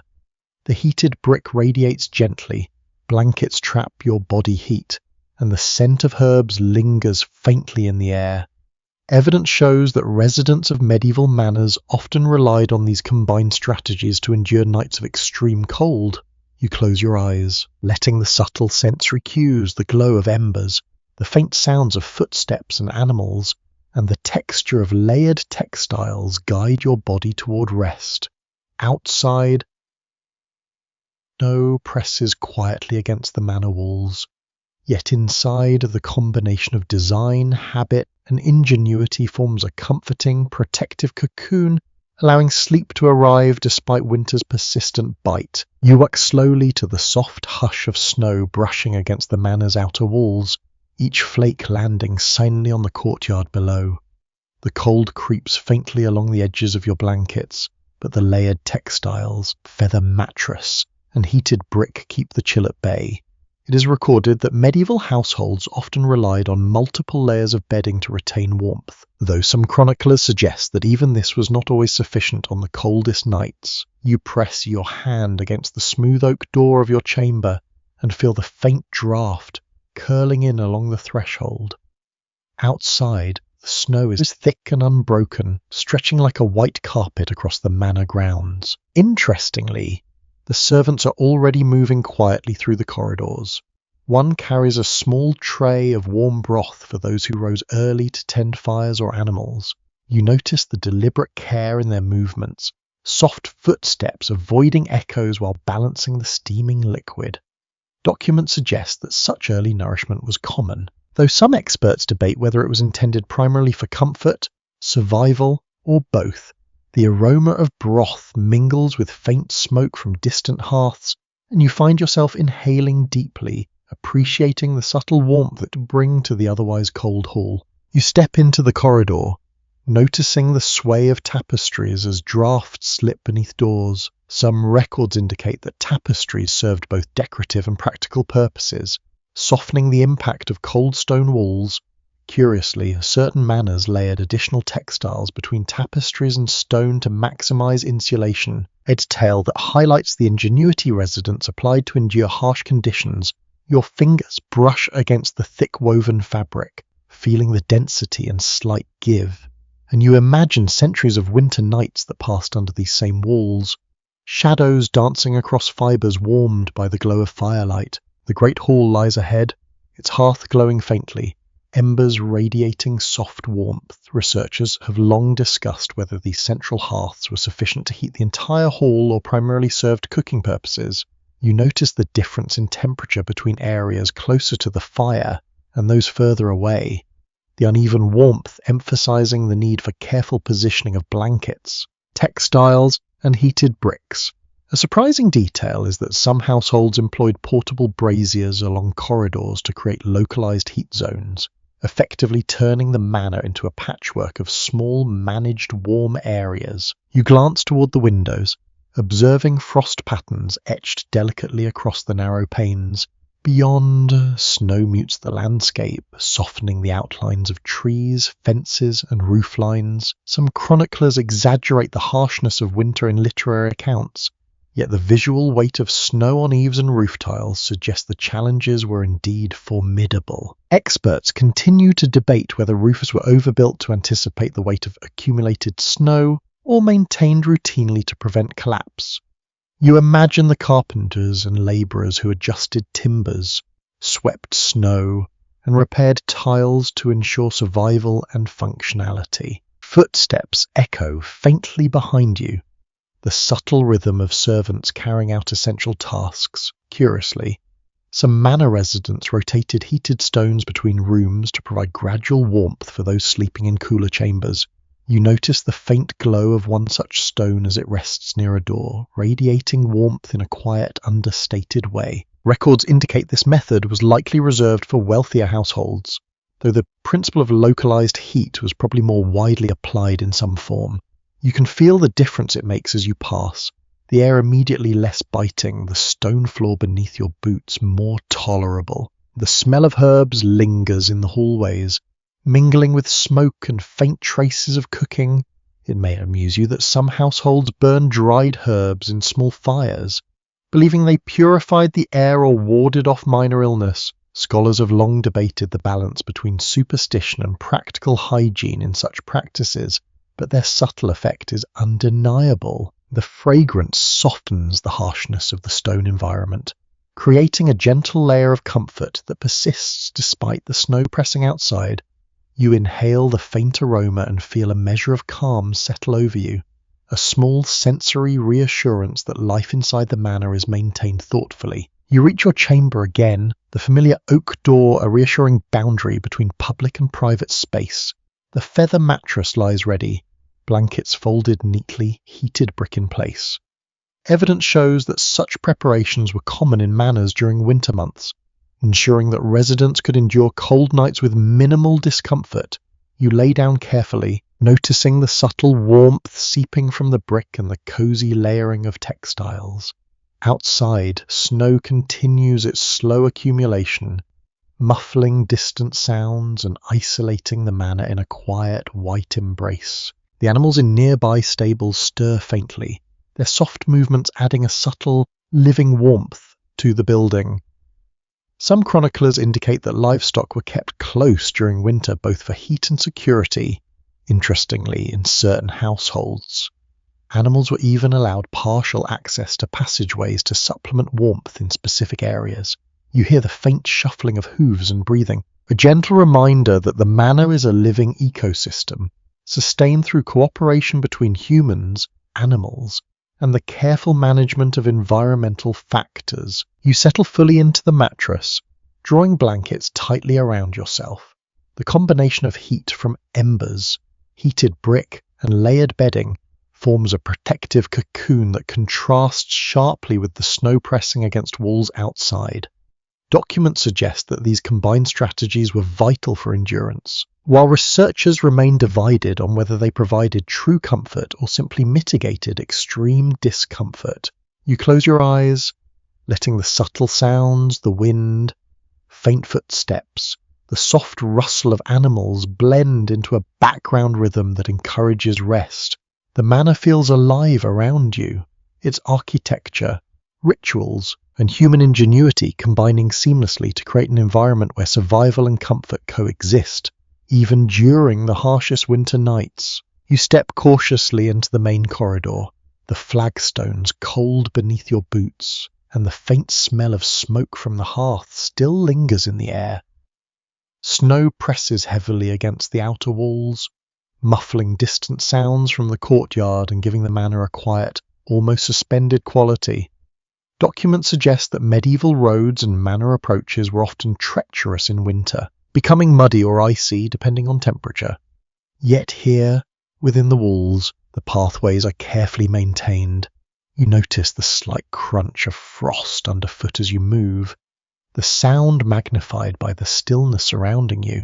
It is a subtle reminder that even within this enclosed space, winter never truly releases its grip. Curiously, 2 servants carry a handcart along the corridor, laden with firewood and supplies for the day. Their movement is deliberate, each step measured to avoid jarring the contents or startling anyone resting nearby. Some records indicate that winter was a period when household labour had to be carefully timed and coordinated, with firewood, food, and water distributed at precise intervals to maintain warmth and sustenance. You watch as they pause briefly, adjusting the position of a load to prevent spilling, and realize how much continuous care goes into ensuring that survival is possible even in relative comfort. Experts continue to debate whether these routines were strictly necessary or largely ceremonial, yet the effect is tangible. Every action maintains a rhythm, an order that sustains life in the manor. The corridors are lined with tapestries that hang heavily, their threads thickened by age and dust, and you brush your fingers across one and feel the subtle warmth it traps, softening the cold stone walls behind it. Evidence shows that such tapestries served dual purposes: decoration and insulation. Some chroniclers note that additional layers of textiles, such as rolled blankets or rugs, were occasionally added between wall and tapestry to enhance this effect. You imagine the effort and thought behind these measures, the subtle ingenuity of adapting interiors to the challenges of winter. The draught still curls faintly beneath the heavy doors, but the accumulated strategies make it far less biting than the open air outside. You pause at a window, peering out at the courtyard. Snow covers the ground evenly, muffling footsteps and softening the landscape. Interestingly, some manor residents kept small birds or animals nearby during winter, both for warmth and for a modest supply of eggs or meat. You notice faint tracks in the snow, evidence of activity outside that continues even when the manor seems hushed. Historians remain uncertain whether such practices were common across regions or limited to certain households, but the presence of living creatures within proximity provided subtle heat, companionship, and reassurance to those indoors. The great hall ahead glows faintly, embers still glowing low in the hearth. Researchers have long discussed whether the hall's massive hearth was adequate to heat the entire space or primarily served culinary purposes. You feel the uneven warmth as you step closer, immediate heat near the fire, chill lingering in the far corners. A surprising detail is that some households employed additional braziers in hallways and rooms, effectively creating microclimates of warmth throughout the manor. You notice one such brazier casting a soft glow against a tapestry, the flicker of its flames animating the walls and adding a sense of life to the space. Footsteps echo softly from the side chambers, the careful rhythm of servants carrying out their morning tasks. Some chroniclers note that these routines were essential not just for warmth and comfort, but also for reinforcing household discipline and order. Curiously, the servants move with a practiced precision, balancing trays of food, moving heated bricks, and attending to small adjustments in bedding and textiles. You feel the subtle impact of these efforts. Each step, each carried object, each minor action contributes to the overall climate of the manor, ensuring that residents can endure the cold without constant discomfort. You approach a small alcove by the hearth, where heated bricks rest, wrapped carefully in cloth. Evidence suggests that rotating these stones between sleeping chambers was a common method for sustaining warmth through the night. You pick one up briefly, noting its gentle radiance and the reassurance it provides against the persistent cold of stone floors. Scholars debate whether such methods were standard practice or reserved for wealthier residents, yet their immediate effect is obvious. You place the brick back carefully, appreciating the quiet thoughtfulness behind each placement. The scent of cooked pottage drifts from the kitchen corridors, mingling with faint smoke and the subtle aroma of herbs. Documents indicate that meals were not only sustenance but also a form of comfort, providing heat and reassurance in harsh conditions. You inhale the warm, earthy scent, noting how it softens the sharpness of the cold that seeps through cracks in doors and windows. A surprising detail is that certain herbs were burned deliberately for mild antiseptic or protective properties, reflecting a blend of practical knowledge and superstition. You smile faintly, imagining these small interventions creating subtle layers of warmth, health, and psychological comfort. Animals in the stables shift quietly, their breath warm in the still air of the lower chambers. It may amuse you that some households allowed livestock partial access to hallways during the coldest periods, increasing both ambient warmth and a sense of shared survival. You hear the faint rustling of hooves and the soft exhale of animals, a subtle reminder that life in the manor is interconnected across species. Outside, snow continues its slow descent, layering silently against the manor walls. Inside, the combination of heat, scent, textiles, and movement creates a living environment in which survival and relative comfort coexist, even as the winter storm presses relentlessly against the outer stone. You pause in a small corridor, observing the interplay of warmth and chill, light and shadow, movement and stillness. Records show that the cumulative effect of fires, textiles, heated stones, and careful attention could transform a harsh and frigid interior into a tolerable, even comforting space. Researchers remain divided on the extent of comfort actually achieved, but the meticulous routines, human care, and environmental adaptations suggest that medieval residents were remarkably resourceful. You draw your cloak tighter and continue down the corridor, appreciating the subtle orchestration that allows life to persist, even when winter shows no mercy outside the thick manor walls. You step into the marketplace of the manor grounds, and immediately notice how different it feels in winter. Voices are muffled, fewer carts trundle along the snow-covered lanes, and the usual jumble of smell, smoke, livestock, wet wool, and fresh bread seems diluted by cold air. Evidence indicates that medieval markets slowed dramatically during harsh winters, with traders often holding back goods until conditions improved. You pull your cloak tighter and trudge over frozen ruts, boots sinking slightly into packed snow. The chill bites through fabric, but there is a strange stillness here, as if winter has muted the usual chaos and replaced it with a rhythm of quiet endurance. Interestingly, you see a few merchants adjusting tarps over barrels, protecting contents from snow and ice. Some chroniclers mention that certain traders would preheat small wares with embers or hot water to prevent them from freezing, a curious adaptation for extreme cold. In cold, experts continue to question whether these practices were common across all European regions or were more isolated to wealthier markets near major manors. Regardless, the sight of careful hands, bundles of wool, and casks of salted pork conveys a subtle energy, a quiet effort to sustain daily life despite frost and snow. The smell of livestock presses faintly from nearby stalls. Evidence indicates that animals were a vital part of market activity, not only as commodities but also as a source of warmth and presence. You hear the soft rustle of hay and the shuffle of hooves, each sound amplified by the stillness of winter. Curiously, some chroniclers report that during snowstorms, merchants sometimes brought small animals into covered areas to maintain mild warmth for goods or workers. You step closer to a stall where a few hens huddle together, their feathers ruffled against the cold, and you appreciate the ingenuity of combining animal presence with commerce. You pass by a small cart piled with eggs, smoked pork, and rough wool cloth. Accounts reveal that families often relied on these goods not just for trade, but for essential survival, particularly during prolonged snowstorms.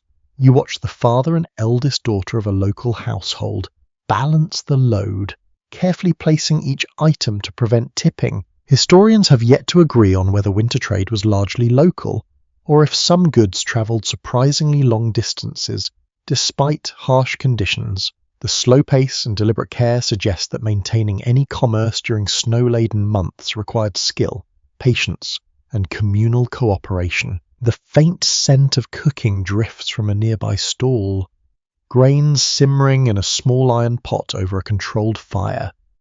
It may amuse you that some vendors carried tiny portable stoves or hot stones to warm food for immediate sale, an early form of street-side convenience. Researchers remain divided over how widespread these practices were, yet the principle of localized heat seems consistent with household techniques observed elsewhere. You inhale the aroma of softened cabbage and onions, noting how it mingles with the smell of snow, damp wool, and animals, creating a layered sensory impression unique to winter markets. Voices carry softly across the frost-covered lanes, cautious and measured. Evidence shows that medieval market-goers were wary during snowstorms, travelling in pairs or small groups and often limiting excursions to essential purchases.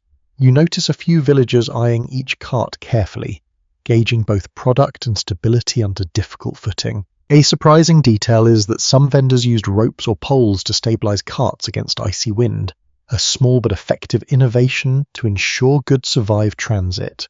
The combination of human effort, animal presence, and improvisation paints a vivid picture of how winter shaped daily life. You pause to listen. The snow creates a strange acoustics, muting the typical clamour of trade and livestock. Some chroniclers emphasize this stillness, describing winter markets as almost otherworldly, a contrast to the usual cacophony. Experts continue to debate whether these accounts exaggerate the serenity or accurately reflect a quieter reality. You note the subtle creaks of wooden carts, the occasional clink of metal, and the soft chatter of haggling voices. Even amidst cold and snow, life persists, maintained by small adjustments and continuous care. Your attention shifts to a stall where a merchant displays wool cloth. The frost clings lightly to the folds, and you can feel the subtle chill radiating from the fabric. Records show that textiles were not only essential for clothing but also for insulation in households during winter. Interestingly, some vendors would gently warm the edges of cloth using hot embers or hand friction, preventing them from becoming stiff or brittle in freezing temperatures. You watch the careful manipulation, noting how survival and comfort intersect in both trade and domestic life. The marketplace itself feels like a living organism, shaped by snow, wind, and human adaptation. Evidence indicates that paths were intentionally cleared, sometimes just enough to allow carts to move without breaking the frozen surface. Researchers remain divided on whether these measures were routine or improvised for particularly harsh conditions. You notice the subtle effort in every step, the way villagers balance footing on icy ground while carrying heavy loads, a choreography born of necessity.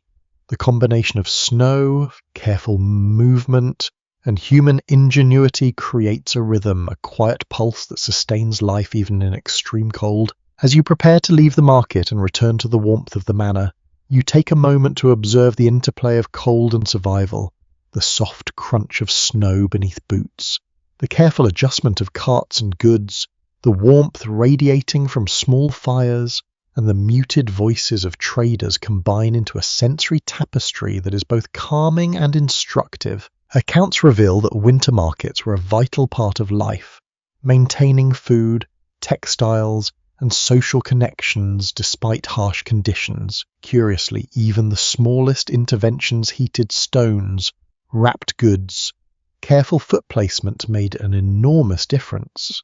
You take a deep breath, savouring the scent of snow and cooking, and step back toward the manor, carrying a newfound appreciation for the subtle ingenuity required to endure winter in the medieval world. You step softly back into the manor, leaving the muted bustle of the marketplace behind, and the contrast is immediately noticeable.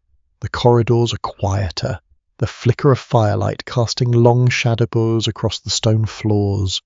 Records indicate that during harsh winters, manors became hubs of concentrated activity, with residents relying on one another to maintain warmth, food, and basic survival. You notice the faint scent of smoke and herbs lingering in the halls, combined with the subtle warmth radiating from embers in the hearths.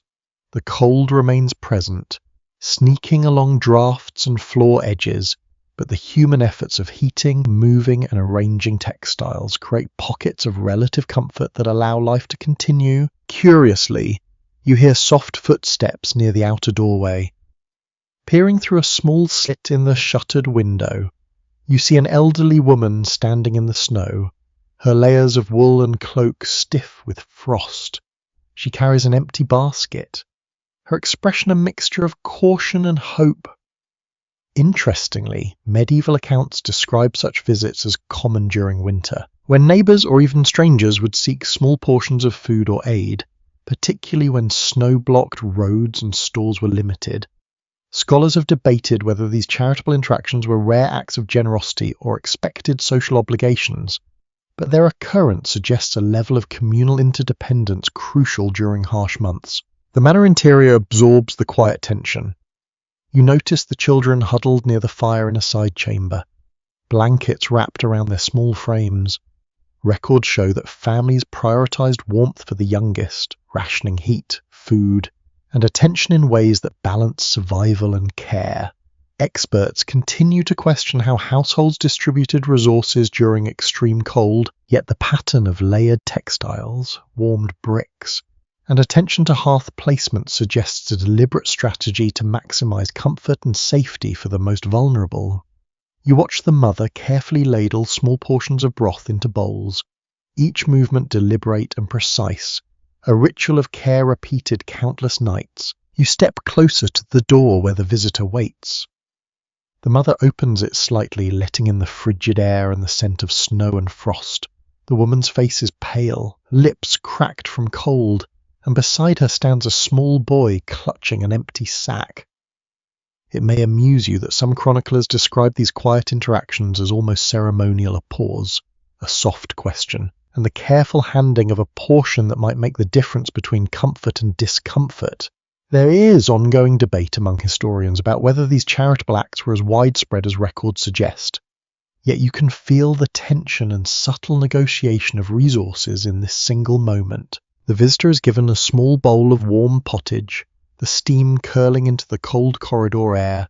Accounts reveal that providing warmth and food was as much about sustaining life as reinforcing social bonds and obligations. You watch the mother gesture silently, ensuring the woman and child do not slip in the snow on their way out. A surprising detail emerges. Some households kept small caches of preserved foods specifically for charitable purposes during winter, a quiet but effective method to provide aid while protecting family stores. You notice the care with which the portions are given, the precision in distributing warmth, sustenance, and reassurance simultaneously. Footsteps echo faintly as the woman and boy leave the manor, snow crunching underfoot. You pause to observe the interplay of interior warmth and exterior cold. Researchers remain divided on the prevalence of such visits and the social expectations behind them, but the physical and emotional choreography is clear. Every gesture, every bowl, every warm brick is part of a broader system of survival, comfort, and subtle social regulation. Even the quietest moments reveal layers of preparation, attention, and humanity in action. Turning to the hall, you notice the embers glowing low in the central hearth, casting long, flickering shadows across the tapestry-lined walls. Documents suggest that such hearths were central to manor life, providing both heat and a focal point for activity and supervision. Interestingly, the warm air rises and circulates unevenly, creating pockets of comfort near the fire while corners remain cool. You observe the servants moving carefully to adjust braziers, replenish firewood, and tend to small adjustments in blankets and textiles. The rhythm is subtle but continuous, an orchestration of human ingenuity responding to the persistent cold. The children near the fire lean back against cushions, eyes half closed in drowsiness, the steam of warm broth curling faintly around them. Experts suggest that such nightly routines, with repeated feeding, warming, and monitoring, were essential for survival during prolonged snowstorms. You notice the careful layering of blankets over each small body, the positioning of a heated brick at the foot of one bed, and the attention to each minor source of comfort. Curiously, chroniclers report that even small adjustments in posture or blanket arrangement could significantly influence perceived warmth and restfulness. You move along the corridor, listening to the faint crackle of embers and the soft murmur of voices in distant rooms. Evidence indicates that the sounds of movement, conversation, and domestic activity provided reassurance, reminding inhabitants that they were not alone in the cold. A surprising detail is that some households arranged their living spaces to maximize these comforting sounds while minimizing drafts. Using hallways and alcoves to channel warmth and noise strategically, you feel the subtle effect as you pass, a gentle reminder that human design and activity shape not only physical comfort, but also emotional security. Finally, Fees, you pause at your own chamber door, the oak thick and familiar. The feather mattress and layered blankets await, heated brick in place. Records show that preparing a personal space with textiles, portable heat sources, and strategic positioning was critical to enduring winter nights. Researchers have debated whether these measures provided true comfort or simply mitigated the extremes of cold. Yet the tactile sensation, the weight of blankets, the warmth radiating from the brick, the soft insulation of the mattress is undeniable. You step inside, settle onto the bed, and feel the layered environment cradle you. Outside, snow presses gently against walls, while inside, every small preparation, every careful routine, and every measured gesture contributes to a cocoon of warmth, security, and subtle comfort. You rise slowly from your chamber, the warmth of your feather mattress lingering in contrast to the cold stone beneath your feet. The corridors are quiet, except for the faint crackle of embers and the soft shuffle of servants attending to early morning tasks. Records indicate that in medieval manors, careful scheduling of chores and fire tending was essential to maintaining both warmth and household order during winter months. You breathe in the mixed scents of smoke, herbs, and damp stone, a subtle reminder that even in a large manor, survival depended on attention to small details. Each step echoes lightly, the flagstones cold underfoot, yet the layered blankets, heated bricks, and active hearths make the interiors habitable despite the harsh snow pressing against the outer walls. Curiously, you notice the Reeve approaching the main doorway, carrying a wax tablet tucked beneath his cloak. His boots leave faint impressions in the snow, the melting of which sends small drips onto the threshold. Some historical accounts suggest that visits from estate officials were a routine yet tense aspect of manor life, ensuring rents, labour, or grain obligations were recorded and enforced. Experts continue to debate the frequency and impact of these visits on peasant households, yet the presence of the Reeve immediately shifts the atmosphere. The family straightens instinctively, a subtle choreography of posture, attention, and quiet vigilance that underscores the social hierarchy woven into everyday life. You step aside as he enters, stamping snow from his boots near the hearth, the scent of damp leather, cold air, and horse accompanies him, mingling with the lingering smoke and faint warmth. Evidence indicates that manorial oversight was a continuous presence in peasant lives, and the attention given to food stores, firewood, and household arrangements was often meticulous. Researchers remain divided on whether this monitoring was primarily practical, ensuring resources were sufficient, or largely symbolic, reinforcing authority and order. Regardless, you sense the careful assessment in his gaze as he moves across the room. The reeve pauses near a rack of firewood, tapping a few logs with his boot to check for dryness.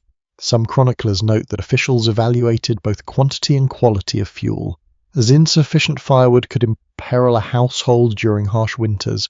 You watch him glance briefly at the hanging cured meats, bread supplies, and storage containers. A surprising detail is that in some manorial systems, even minor deficiencies could result in increased obligations or fines, a reminder of the fragile balance between survival and compliance. The room is silent except for the faint movement of the family and the subtle crackle from the hearth. Outside, snow continues to fall quietly, muffling distant sounds and framing the manor in a pristine white layer. Evidence shows that these snow-laden periods could isolate households for days, increasing reliance on stored provisions and efficient use of heat. You notice the children near the hearth, their eyes following every small movement, sensing the importance of the reeve's visit yet remaining partially shielded by blankets. Some experts continue to question whether the psychological stress of such inspections influence behavior more than the actual material outcomes, and you consider how both factors likely shaped daily life in subtle ways. The mother moves carefully, responding to the reeve's queries without haste. She gestures to stores of bread, firewood, and pottage, providing clear evidence of preparedness. Some chroniclers describe these interactions as almost ritualized, the homeowner demonstrating competence and compliance while minimizing confrontation. Curiously, in certain households, small hidden caches or strategic reserves existed to ensure survival regardless of inspection, reflecting human ingenuity in navigating authority while preserving resources. You note the careful balancing of visibility and discretion, a delicate social dance layered atop the practical challenge of winter survival. You turn your attention to the children again, noticing their subtle adjustments under blankets, the way they lean slightly toward the hearth or warm brick. Documents suggest that households prioritized warmth for the youngest members, often giving them the best access to heated areas. Researchers have long debated whether this practice was strictly about survival or also reinforced social and familial hierarchies. Yet its effect is evident. The children are comfortably positioned, eyes half closed, minimally exposed to drafts. A surprising detail is that some families would use multiple small heated objects, such as stones or bricks, rotating them to ensure even warmth throughout the night. The reeve finally leaves, snow crunching faintly underfoot as he returns to the yard. The subtle shift in atmosphere as immediate tension eases. Conversations resume quietly, and servants resume their routines. Evidence indicates that the departure of officials often marked a return to normalcy, yet the underlying structure of careful observation and ritual preparedness continued. You notice the subtle adjustments made as blankets are repositioned, fires stoked slightly and braziers checked for embers. These actions, repeated countless times across winters, form a rhythm of survival and comfort that extends beyond the presence of authority. You pause in the corridor, listening to the quiet hum of domestic activity. Some chroniclers note that even minor sounds, such as shuffling feet, the murmur of conversation, or the crackle of embers, provided reassurance of life and warmth. It may amuse you that in certain households, these sounds were deliberately amplified by placing rushes on floors or adjusting tapestries to create a soft acoustic backdrop. Scholars continue to debate the intentionality behind such measures, yet the sensory effect is tangible, a layered environment of sound, heat, and movement that sustains both body and mind. Finally, you return to your chamber, the oak door a familiar boundary between public and private space. The feather mattress awaits, blankets folded neatly, heated brick in place. Records show that such preparations were critical to enduring winter nights, providing layered comfort even as temperatures outside plummeted. You settle back, feeling the subtle warmth radiate through the bedding, hearing the quiet murmur of activity beyond your walls, and sensing the careful orchestration of survival all around you. The manor, alive with both human and animal presence, offers a layered sense of security, demonstrating the ingenuity, adaptability, and subtle artistry of life in winter. You awaken to the low chiming of distant bells, soft and muffled by the snow that blankets the manor grounds.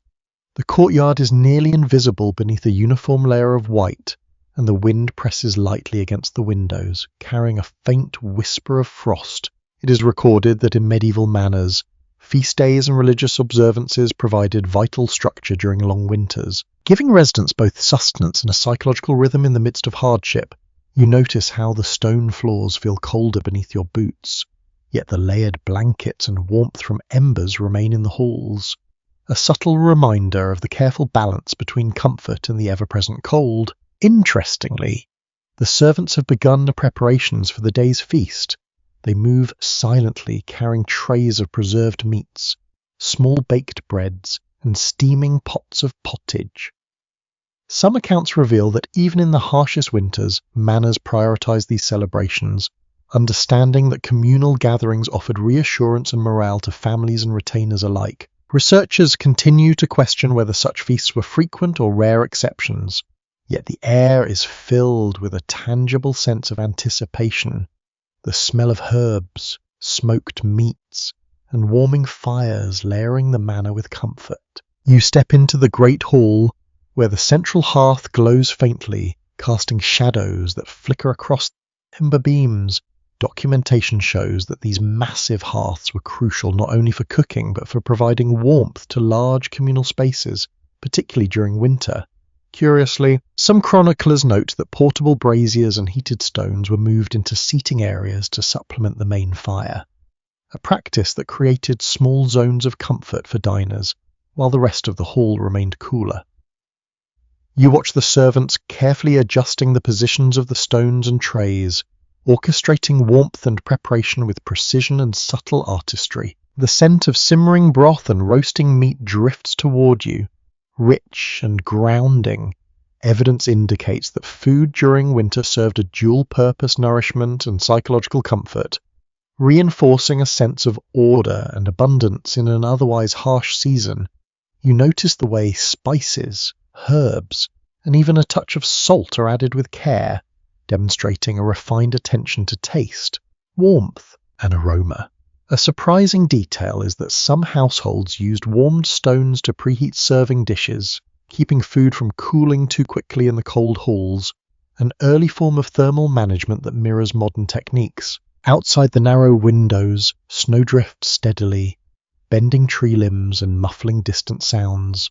Accounts reveal that the visual weight of snow and the sound of wind against the manor created a unique sensory environment, one that simultaneously reminded inhabitants of danger and offered a sense of enclosure and protection. Historians have yet to agree on whether chroniclers overstated the psychological effect of winter isolation, yet the impression is undeniable. The contrast of interior warmth with exterior cold sharpens every sensation.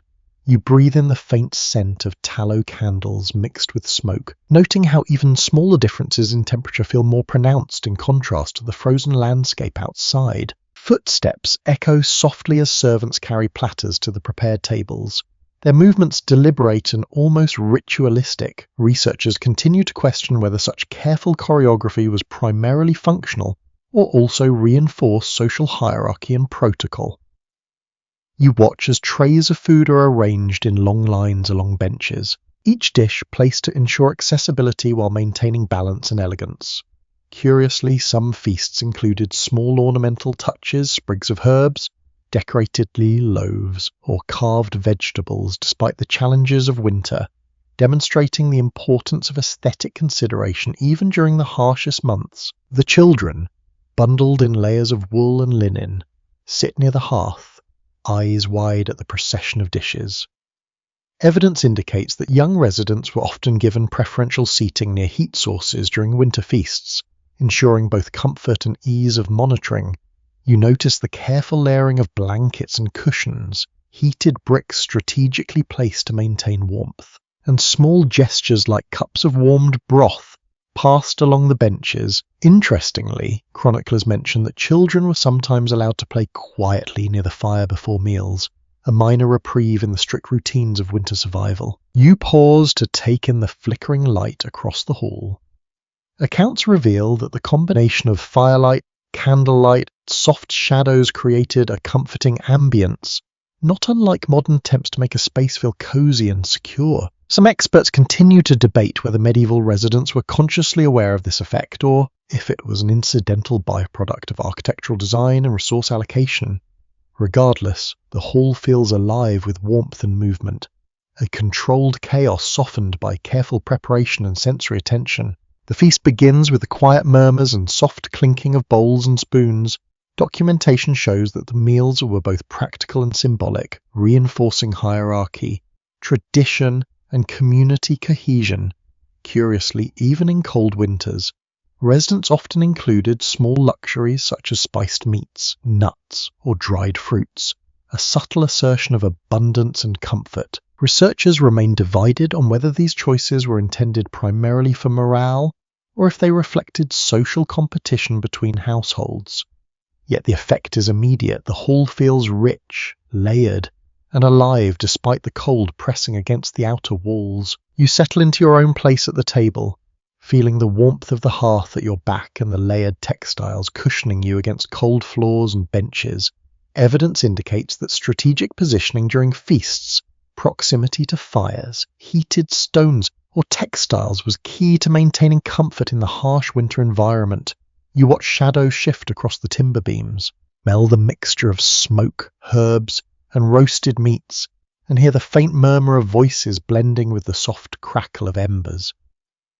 A surprising detail is that small aromatic herbs were sometimes tucked into clothing or bedding, subtly infusing the air with comforting scents throughout the day, an ancient form of ambient care. Outside, snow continues its quiet descent, blanketing the courtyard as softening sounds and isolating the manor from the wider world.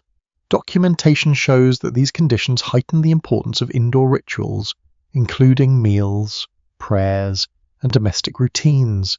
As residents relied on structure and sensory cues to create stability, you draw a deep breath, taking in the warmth, light, scent, and movement, and feel the subtle comfort of survival, orchestrated through centuries of adaptation, ingenuity, and careful attention to both practical and emotional needs. The manor, alive with fire, human activity, and ritual, is both sanctuary and stage, a place where winter's cold is mitigated not only by stone and textile, but by human care and ingenuity. You rise from the table, the warmth of the hearth lingering on your skin, and step quietly into the corridor where shadows stretch long along the stone floor.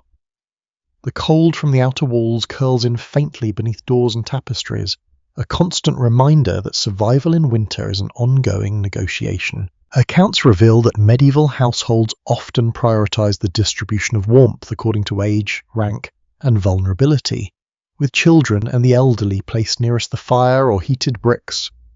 You pause to watch the servants moving carefully, carrying clean blankets, additional embers, and small trays of broth to rooms that remain cooler than the main hall. Interestingly, you notice a small bundle of herbs resting on a windowsill. The aroma subtle but persistent. Some chroniclers describe this as a method of protecting residents from illness, while others suggest it was partly a superstitious ritual. Researchers continue to debate how widespread this practice was, yet the effect is clear. The faint fragrance adds a sense of comfort and familiarity in an otherwise stark winter environment. The combination of scent, warmth, and movement creates a layered sensory experience that makes even a cold corridor feel partially habitable. You move down the hallway, your boots making soft impressions in the scattered straw rushes along the floor. Evidence indicates that rushes were replaced frequently during winter to absorb moisture, provide insulation, and soften the hard stone underfoot. Curiously, some households even layered additional straw beneath heavy tapestries to reduce drafts, a clever yet simple adaptation that demonstrates the ingenuity embedded in everyday routines. You pause to run your fingers along the edges of the wall, feeling the cold seep faintly through cracks. Then appreciate the effort required to maintain small but crucial comforts throughout the manor. The sound of distant footsteps draws your attention toward the stables. Accounts reveal that keeping animals nearby was essential for warmth and companionship during long winter nights. You hear soft breathing, hooves shifting, and faint rustling of straw, each sound amplified in the stillness of the manor. A surprising detail is that some residents allowed small animals to move partially through indoor passageways during extreme cold, not only increasing ambient warmth, but also creating a subtle sense of life and motion in otherwise silent halls. You pause, imagining the warmth radiating from animals and embers, combining to make otherwise harsh spaces more tolerable. You approach your chamber door, feeling the draft that curls along its threshold. Documentation shows that careful sealing of doors, windows, and cracks was a crucial practice for retaining warmth. Some chroniclers describe using rolled straw or cloth at the base of doors, a minor intervention that could dramatically affect comfort levels. Researchers remain divided over how consistently these techniques were applied, yet their presence here is evident. You draw a deep breath, inhaling the faint combination of smoke, herbs, and snow-filtered air, noticing how every small measure contributes to the overall livability of the manor. Inside your chamber, the feather mattress and layered blankets await. Evidence indicates that layered bedding, combined with heated bricks, textiles, and strategic use of fire, created an environment in which survival during long winter nights was possible. You settle onto the mattress, noticing how the warmth from the bricks radiates gently through the blankets. Interestingly, some chroniclers report that certain families rotated heated stones beneath bedding at intervals throughout the night, maintaining a subtle but continuous source of warmth. The technique is simple, yet remarkably effective in creating a sense of security. The subtle hum of domestic life reaches you from the corridor outside. Servants quietly move through halls, attending to fires, braziers, and leftover food preparations. Accounts reveal that even these small routines were essential for maintaining both warmth and morale. You notice the careful orchestration of movement, each step measured, each action deliberate, designed to sustain comfort while minimizing exposure to drafts or cold floors. A surprising detail is that some servants were trained to carry embers safely from one room to another, a delicate task that kept distant chambers slightly warmer without risking sparks. The faint sound of wind rattling against shutters outside underscores the persistence of winter. Evidence shows that exterior weather was an ever-present challenge, with cold sneaking through the tiniest cracks.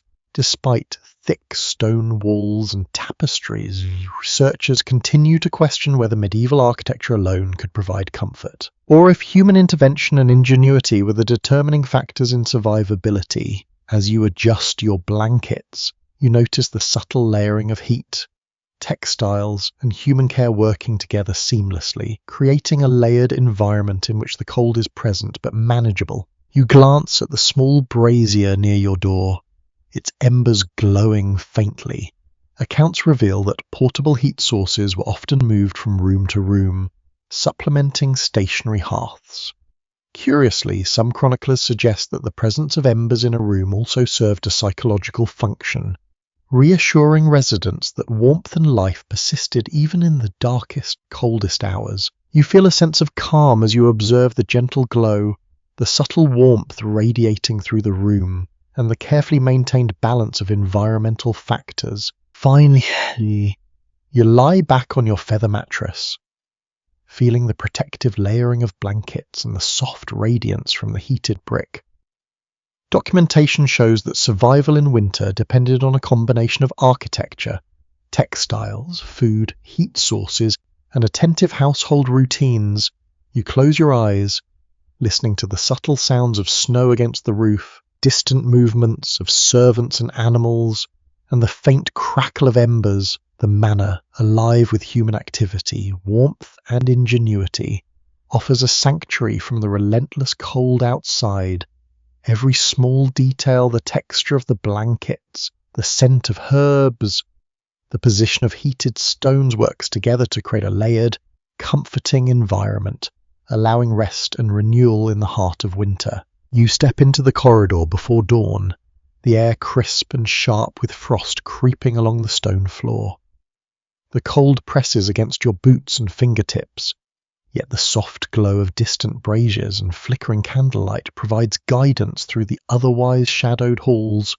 Records show that medieval manors relied on careful planning of interior spaces to manage cold-layered textiles. Thick tapestries and strategically placed fires combine to make winter nights more bearable. You notice the way light dances on the stone walls, creating pockets of warmth in contrast to the lingering drafts from doorways and window slits. The quiet rhythm of the manor feels alive, a gentle cadence of movement warmth, and the subtle hum of life continuing despite snow-laden grounds outside. Curiously, the snow that has accumulated overnight seems to press silently against the outer walls, muffling footsteps and any distant sound from beyond.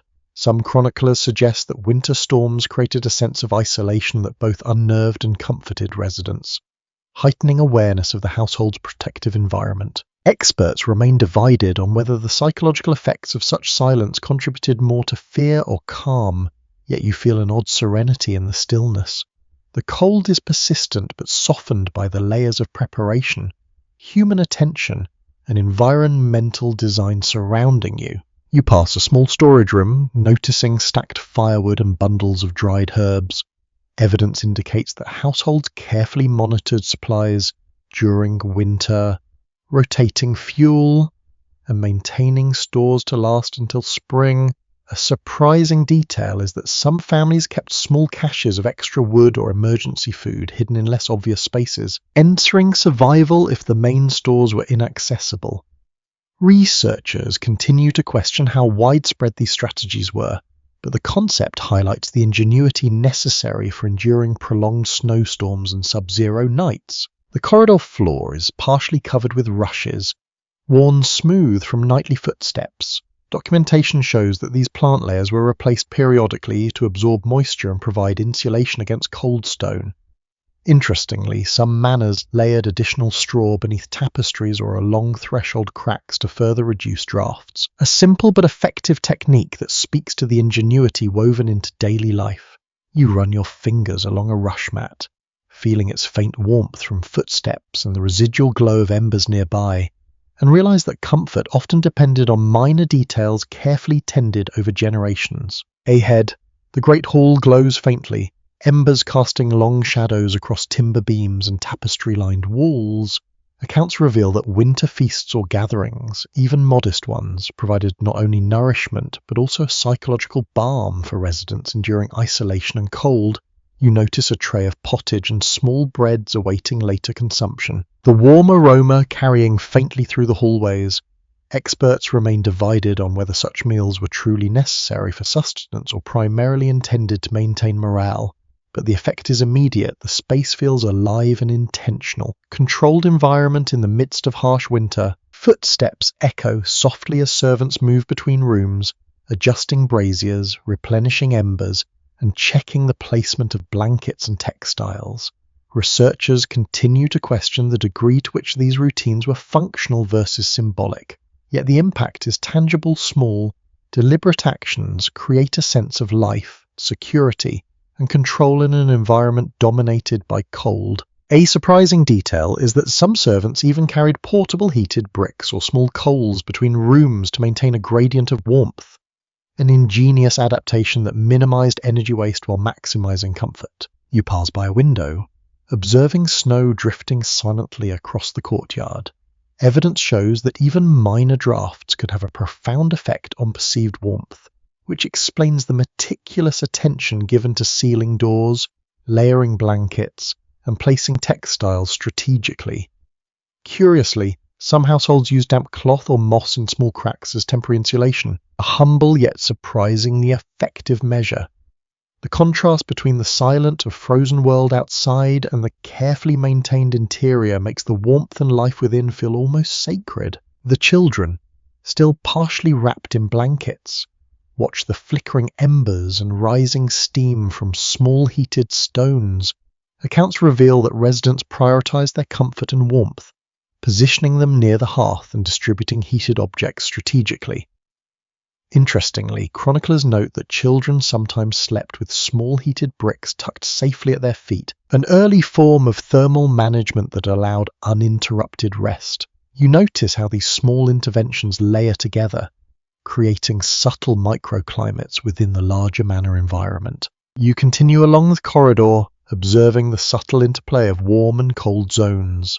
Evidence indicates that even short exposures to drafty corridors required careful timing, as misjudged movements could chill fingers or toes within minutes. Researchers remain divided on whether medieval residents considered these risks constantly or simply adapted instinctively over time. The result is clear. Every action, from adjusting blankets to rotating heated stones or checking embers, contributes to a finely tuned system of winter survival that balances comfort, efficiency, and practicality. Finally, you enter your chamber once more, drawn by the warmth and familiarity within. The feather mattress, layered blankets, and heated brick create a small, protected environment in which the harsh winter feels distant. Documentation shows that these combined strategies, repeated nightly and maintained carefully by household members, were essential for enduring long winter nights. You lie back, listening to the faint murmur of activity in distant corridors, the soft crackle of embers, and the subtle rustling of animals in the stables.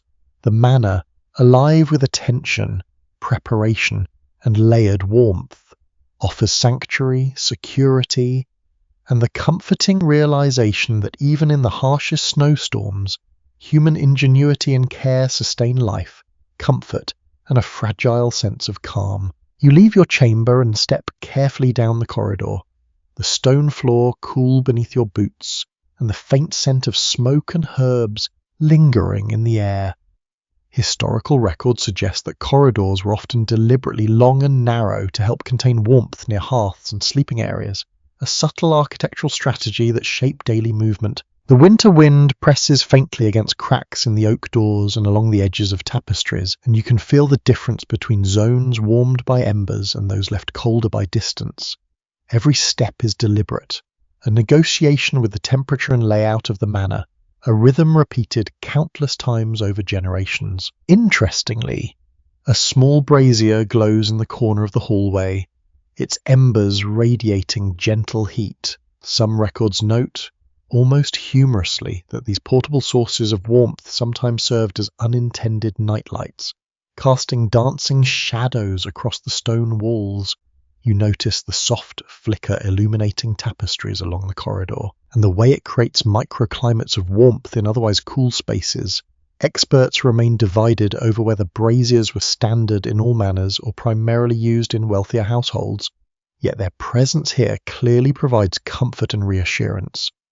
You feel the subtle difference as you pass, the warmth brushing your fingers and ankles, an understated but essential intervention against the pervasive cold. You move toward the storeroom, where stacked firewood and dried herbs fill the shelves. Documentation shows that careful organization of supplies was critical for winter survival, ensuring that fuel and provisions could last through extended snowstorms. Curiously, some households use small labels or colored markers to indicate which bundles of wood were driest, which herbs were oldest, and which foodstuffs should be consumed first. A simple but surprisingly effective form of inventory management. You reach out to touch a bundle of straw, feeling the faint warmth from a nearby brazier, appreciating the interplay of heat, scent, and human ingenuity in maintaining both practical and psychological comfort. The soft crunch of snow from outside reaches you through narrow windows, a subtle reminder of the storm that presses against the manor walls. Accounts reveal that winter storms could isolate households for days, making careful planning essential for food, fuel, and warmth. You notice the children moving quietly along the hall, their woolen layers and blankets wrapped tightly around their small frames. Some chroniclers report that young residents were positioned nearest to heat sources during prolonged winter nights, a practical yet psychologically reassuring strategy. Researchers continue to question whether these arrangements were universally applied or varied by household size and wealth. But the pattern is evident here. Warmth is prioritized according to both need and social structure. You pass a small alcove where a heated brick rests, the faint glow radiating gently. Historical records suggest that rotating such bricks between sleeping chambers and common rooms helped maintain comfort throughout the night. Interestingly, some families even carried heated stones in small pouches to supplement warmth during travel between rooms, a simple yet clever adaptation to unpredictable drafts. You kneel slightly, feeling the subtle heat emanating from the stone, and realize how these small interventions, repeated nightly, create a cumulative effect that makes the manor habitable despite the harsh exterior cold. The smell of warming pottage drifts faintly from a nearby kitchen corridor, combining subtly with smoke, herbs, and the earthy scent of stone. Evidence indicates that warm food played a crucial role not only in nourishment but in psychological comfort, reassuring residents that despite snow and cold, life and sustenance continued. Curiously, some chroniclers note that small servings were rotated or staggered for maximum efficiency, ensuring that the warmth of food complemented heated bricks and fireplaces throughout the manor. You inhale deeply, the mixture of scents providing a subtle reassurance as you continue along the corridor. Footsteps echo softly, servants moving with quiet precision, adjusting blankets, replenishing firewood, and tending embers in hearths. Experts remain divided over whether these routines were primarily practical, ceremonial, or both. Yet the impact is tangible. Each action contributes to a living system that balances heat, human activity, and resource management, making survival in the cold not only possible but surprisingly comfortable. You watch as a small pot of heated water is carried along the corridor, its warmth contributing incrementally to the ambient heat of each room. It passes, a reminder that no detail is too minor when winter persists relentlessly outside. You pause near your chamber door, feeling the subtle interplay of drafts, warm air from the braziers, and residual heat from the hearth. Documentation shows that attention to such details, door seals, textile placement, fire tending was essential in creating zones of livability.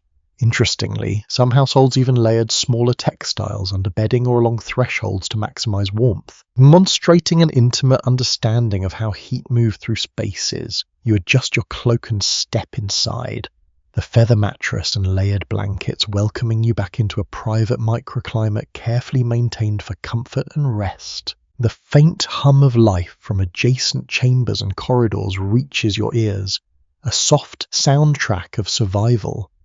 Records indicate that sounds, from footsteps to the crackle of embers, offered subtle reassurance of human presence, an auditory complement to warmth and light. You lie back feeling the gentle heat of the brick beneath your feet and the weight of blankets around you, noticing how these layers combine to create a protective cocoon. Curiously, chroniclers note that even the placement of small objects, like dishes or utensils near sleeping areas, contributed to perceived security and comfort. The manor feels alive, layered, and responsive. A carefully orchestrated environment that transforms a harsh winter night into a space of relative calm and safety. Finally, you close your eyes, listening to the subtle interplay of wind outside, muffled footsteps in distant halls, and the faint warmth radiating from embers and heated bricks. Historical records suggest that such combined strategies, textiles, fire, heated stones, organized routines were essential for survival in medieval winters. Researchers continue to debate the degree of comfort achieved, yet you can feel it, the carefully curated layers of heat, movement, and sensory reassurance create a sanctuary against the relentless snow and cold. The manor, alive with ingenuity, attention, and habit, offers both physical warmth and a subtle, pervasive sense of safety, allowing rest and quiet reflection amidst the winter storm. You awaken to the faint crackle of embers in the distant hallways, a soft background rhythm that punctuates the quiet of winter morning. The snow outside has thickened overnight, pressing lightly against the outer walls and muffling sounds from the courtyard.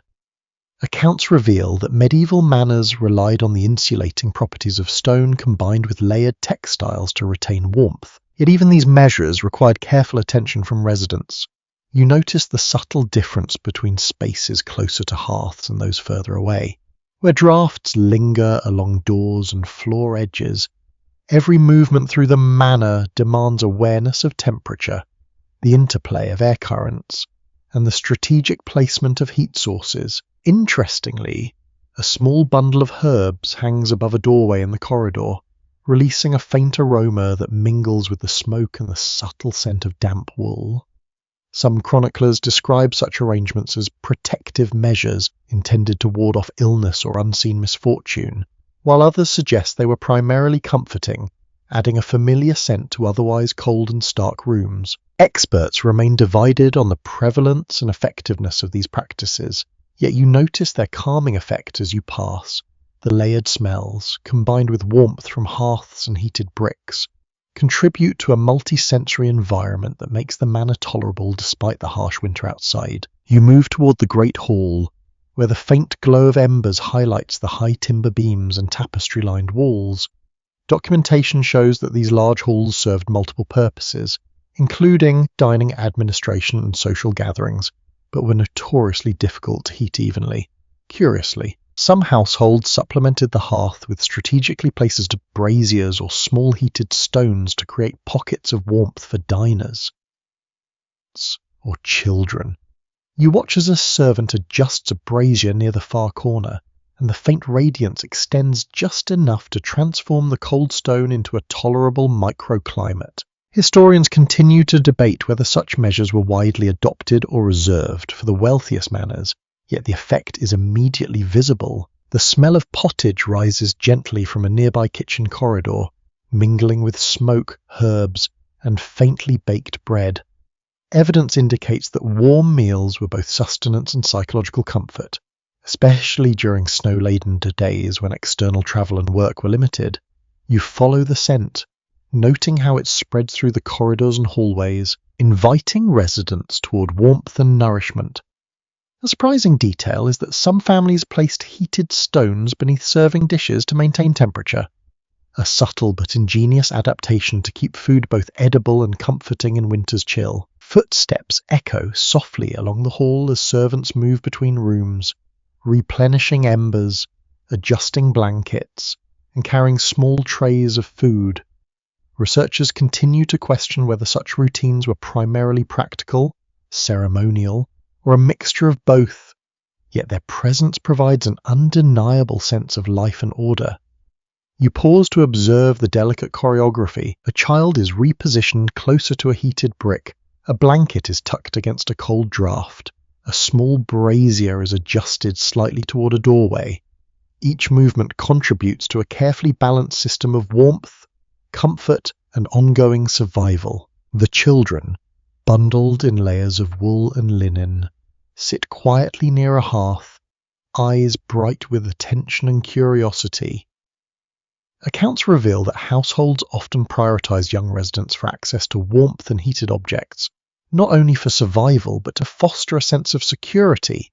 Curiously, chroniclers note that in some manors, heated bricks or stones were rotated through rooms to maintain even warmth throughout the night, a practice that required careful monitoring and cooperation from servants and family members alike.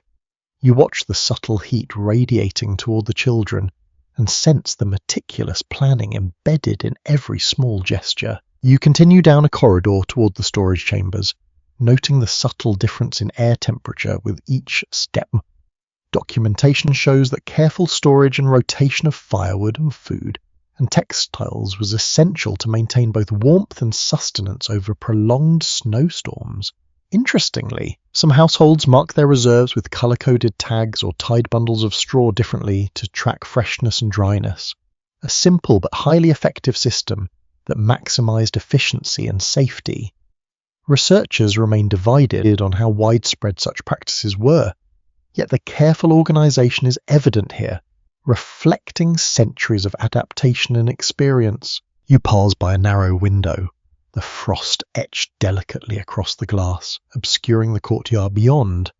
Evidence indicates that even minimal drafts could drastically reduce perceived warmth, which explains the attention to seals, textiles, and the layering of doors and tapestries. A surprising detail is that some residents use small pieces of damp moss or cloth in cracks as temporary insulation, an improvised but surprisingly effective measure. The contrast between the frozen exterior and the warm, managed interior is striking, highlighting how human ingenuity complemented architectural design in maintaining habitability. The soft murmur of activity continues from distant corridors, the subtle movement of servants tending embers and heating stones, and the faint sound of animals stirring in stables nearby. Accounts reveal that auditory cues were as important as warmth, offering reassurance that life continued even amid snowstorms. Curiously, some manors deliberately amplified these subtle sounds, using floor rushes or wall hangings to create a gentle sense of presence. Further reinforcing security and comfort, you pause to listen, appreciating the layered effects of heat, sound, and movement that make survival during winter nights possible. Finally, you step back into your chamber, the feather mattress and layered blankets awaiting. Documentation shows that winter survival relied on an intricate combination of architecture, textiles, heat sources, and attentive routines. You lie back, feeling the warmth from the heated brick and blankets envelop you, the subtle sounds from the halls blending with the soft hum of wind and snow outside. Historians have yet to reach consensus on the degree of comfort achieved, yet the effect is palpable. Layers of warmth, scent, sound, and human care transform a cold stone room into a sanctuary. You close your eyes, letting the carefully orchestrated environment cradle you, safe and warm despite the relentless winter pressing beyond the manor walls. You rest slowly, feeling the warmth of your layered blankets linger, even as the chill from the stone floor brushes your feet. The corridors of the manor are hushed, with only faint echoes of servants moving between rooms and the soft crackle of embers from distant hearths. Accounts reveal that in winter, the careful orchestration of space, fire, and textiles was essential to maintain warmth and comfort throughout the household. You notice how the temperature subtly shifts with proximity to the hearth, and how drafts creep along doors and floor edges, demanding vigilance and planning at every step. The quiet rhythm of the manor is almost musical, a combination of human activity and environmental response, a harmony of survival. Interestingly, a small brazier rests in a corner near the staircase, its coals glowing softly. Some chroniclers note that portable heat sources were used not only for warmth, but also to guide movement along corridors during dark mornings, providing both comfort and subtle safety. Researchers continue to question how widespread the use of portable braziers was, yet their effectiveness is immediately evident. You pause briefly, feeling the warmth radiate along your hands and ankles, a gentle reminder of human ingenuity layered atop architectural design. You pass a storage room stacked with firewood, dried herbs, and barrels of preserved food. Documentation shows that careful management of these supplies was critical to winter survival, ensuring that fuel and provisions could last through extended periods of snow and freezing temperatures. Curiously, some households used small codes or markers on bundles of wood and provisions to track age and dryness, a simple yet effective system for resource management. You reach out to feel the texture of straw bundles, noticing the faint residual warmth from a nearby brazier. These minor details collectively create a living system of comfort and resilience. Outside, snow drifts silently across the courtyard, muffling the faint sounds of distant animals. Counts indicate that winter storms could isolate households for days, making careful planning of both food and warmth essential. You see children near the hearth, tucked into blankets with small heated bricks at their feet. Some chroniclers report that young residents were always prioritized for warmth and comfort, a practice balancing survival and familial care.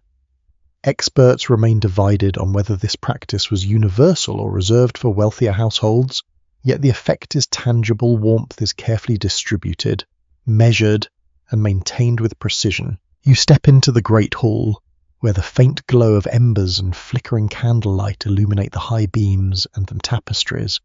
Evidence indicates that even in winter, communal spaces were vital for both sustenance and morale. Interestingly, the servants adjust braziers and move heated stones into strategic positions, creating pockets of warmth for diners and observers alike. Researchers continue to question whether these adjustments were standard practice or relied on household preference. Yet the visible effect is undeniable. The interplay of firelight, shadow, and heat transforms the hall into a layered, habitable environment despite the cold pressing from outside.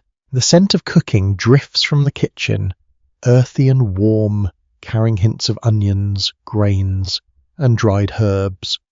Documentation shows that warm meals in winter were critical not only for nutrition but for reinforcing structure, comfort, and routine. Curiously, some chroniclers describe households placing heated stones beneath serving dishes to prolong the warmth of food. A clever adaptation to offset the cold of the hall. You watch the careful distribution of bowls and the plates, the soft movements of hands ensuring warmth, nourishment, and order. Footsteps echo softly as servants move between rooms, adjusting blankets, tending fires, and ensuring that heat is evenly distributed. Experts remain divided on whether these routines were primarily functional or symbolic, yet their impact is clear. The manor feels alive with activity, a dynamic system that balances survival, comfort, and social order. You pause to observe the subtle choreography, noting how each movement maintains warmth, sustenance, and reassurance for residents throughout the house. The children, still partially asleep near the hearth, shift slightly as blankets are adjusted and heated bricks are rotated closer to their feet. Evidence indicates that careful attention to their positioning was critical, allowing warmth to reach them efficiently while conserving energy elsewhere in the household. A surprising detail is that in some manors, small amounts of hot water or heated stones were placed under cushions or in foot spaces for additional comfort, demonstrating the layering of strategies to sustain body temperature. You watch as each child settles, noticing the subtle measures that maximize warmth while minimizing exposure to cold stone. You move along a corridor, observing how warmth radiates from hearths, braziers, and heated bricks, contrasting with cooler corners and drafts along doors. Records suggest that such environmental variations required constant human attention, reinforcing routines of checking embers, rotating heat sources, and adjusting blankets or textiles. Curiously, some households layered extra fabrics or straw in particularly drafty areas, a minor but effective intervention. You run your fingers along a tapestry and feel the trapped warmth, realizing how small adaptations cumulatively create a livable, even comforting interior despite relentless winter outside. Finally, you return to your chamber, the oak door a familiar boundary between public and private space. Documentation shows that carefully prepared rooms, with layered bedding, heated bricks, and strategic textile placement, were essential for maintaining comfort during long winter nights. You lie back on the feather mattress, feeling warmth radiating from the brick beneath your feet and the soft layering of blankets around you. The subtle sounds of activity in distant corridors, the faint crackle of embers, and the muted wind outside create a layered sensory environment. Researchers continue to debate how fully these strategies mitigated cold, yet in this moment, the combination of human care, architecture, and thoughtful adaptation creates a sanctuary of warmth, safety, and quiet reflection. You rise from your chamber, the warmth from your layered blankets lingering, as you step carefully onto the cool stone floor. The faint scent of smoke and herbs drifts through the corridors, blending with the subtle chill of early morning air. Historical records suggest that circulation within the manor was carefully considered, with hearths and braziers placed to create paths of warmth through critical rooms. You notice the subtle gradient of temperature as you walk. The warmth from nearby embers was contrasting sharply with drafts that sneak along doors and window slits. Every step requires attention, a gentle negotiation with the cold that the architecture and household routines have been designed to counter. Curiously, you see a small brazier in the corner of the hallway, its embers glowing softly. Some chroniclers note, almost humorously, that these portable heat sources sometimes doubled as nightlights, casting playful shadows across the walls. Experts remain divided over whether braziers were common in all manners or primarily used in wealthier households, yet the effect is immediately tangible. You feel the gentle heat brushing against your fingers and ankles, a subtle comfort in the otherwise cool corridor. You pass a storage room filled with neatly stacked firewood and barrels of preserved food. Documentation shows that winter survival relied heavily on careful rotation of resources, ensuring fuel and provisions lasted through extended snowstorms. Interestingly, some households mark their firewood bundles and food casks with subtle codes or coloured ribbons to track freshness and dryness. Researchers continue to question how widespread such systems were, yet the careful organisation is evident here. You run your fingers over a bundle of straw, noticing the faint residual warmth from a nearby brazier, a combination of human ingenuity and environmental adaptation that makes life manageable in winter. Outside, snow drifts silently across the courtyard, blanketing paths and softening distant sounds. Evidence indicates that such conditions could isolate households for days, making internal routines and resource management crucial. You notice the children near the hearth, wrapped in blankets, with small heated bricks at their feet. Some records reveal that prioritizing warmth for the youngest residents was essential not only for survival, but for a sense of security and comfort. Debate persists regarding whether these practices were universally applied or varied according to household wealth and size. Yet the pattern is clear. Warmth was carefully measured and distributed according to need. You step into the Great Hall, where the glow of embers illuminates high timber beams and tapestry-lined walls. Accounts reveal that communal spaces were used not just for dining, but for social cohesion, even in the harshest months. Curiously, servants adjust braziers and move heated stones into key positions, creating localized zones of warmth for diners, children, and observers alike. Researchers continue to question whether this level of careful heat management was standard practice or optional. Yet the immediate effect is undeniable. Pockets of comfort form in strategic corners, softening the otherwise chilly hall. The aroma of simmering pottage drifts through the air, mingling with smoke, herbs, and the faint scent of baked bread. Documentation shows that warm meals serve both practical and emotional purposes during winter, providing sustenance and a reassuring sense of abundance. A surprising detail is that some families placed heated stones beneath serving vessels to keep the food warm, demonstrating a subtle but effective technique to enhance comfort. You watch as servants carefully distribute trays, adjusting their placement to ensure warmth reaches those seated farthest from the hearth. Footsteps echo faintly as other residents and servants begin their morning routines, adjusting blankets, stoking fires, and monitoring the placement of heated bricks. Experts remain divided on whether these routines were largely functional or partly ceremonial, yet their effect is immediately visible. The manor feels alive, balanced, and habitable despite the relentless snow pressing against the outer walls. You notice the careful choreography, small movements that collectively sustain warmth, comfort, and order throughout the household. The children, still bundled in layers of wool and linen, sit near the hearth with their heated bricks carefully placed. Evidence indicates that these arrangements were meticulously managed, ensuring efficient distribution of warmth while conserving firewood. Curiously, some chroniclers note that small adjustments, rotating stones, shifting blankets, or moving slightly closer to embers could make a noticeable difference in comfort. You observe the subtle layering of heat, texture, and care, realizing how minor interventions combine to create a livable winter environment. You continue down a corridor, observing the interplay between warmer zones near the hearths and cooler pockets farther away. Documentation shows that even short exposures to drafts or cold stone required conscious attention, reinforcing routines of fire tending, blanket adjustment, and heat rotation. Interestingly, Some households layered additional textiles along thresholds and walls to maximize warmth.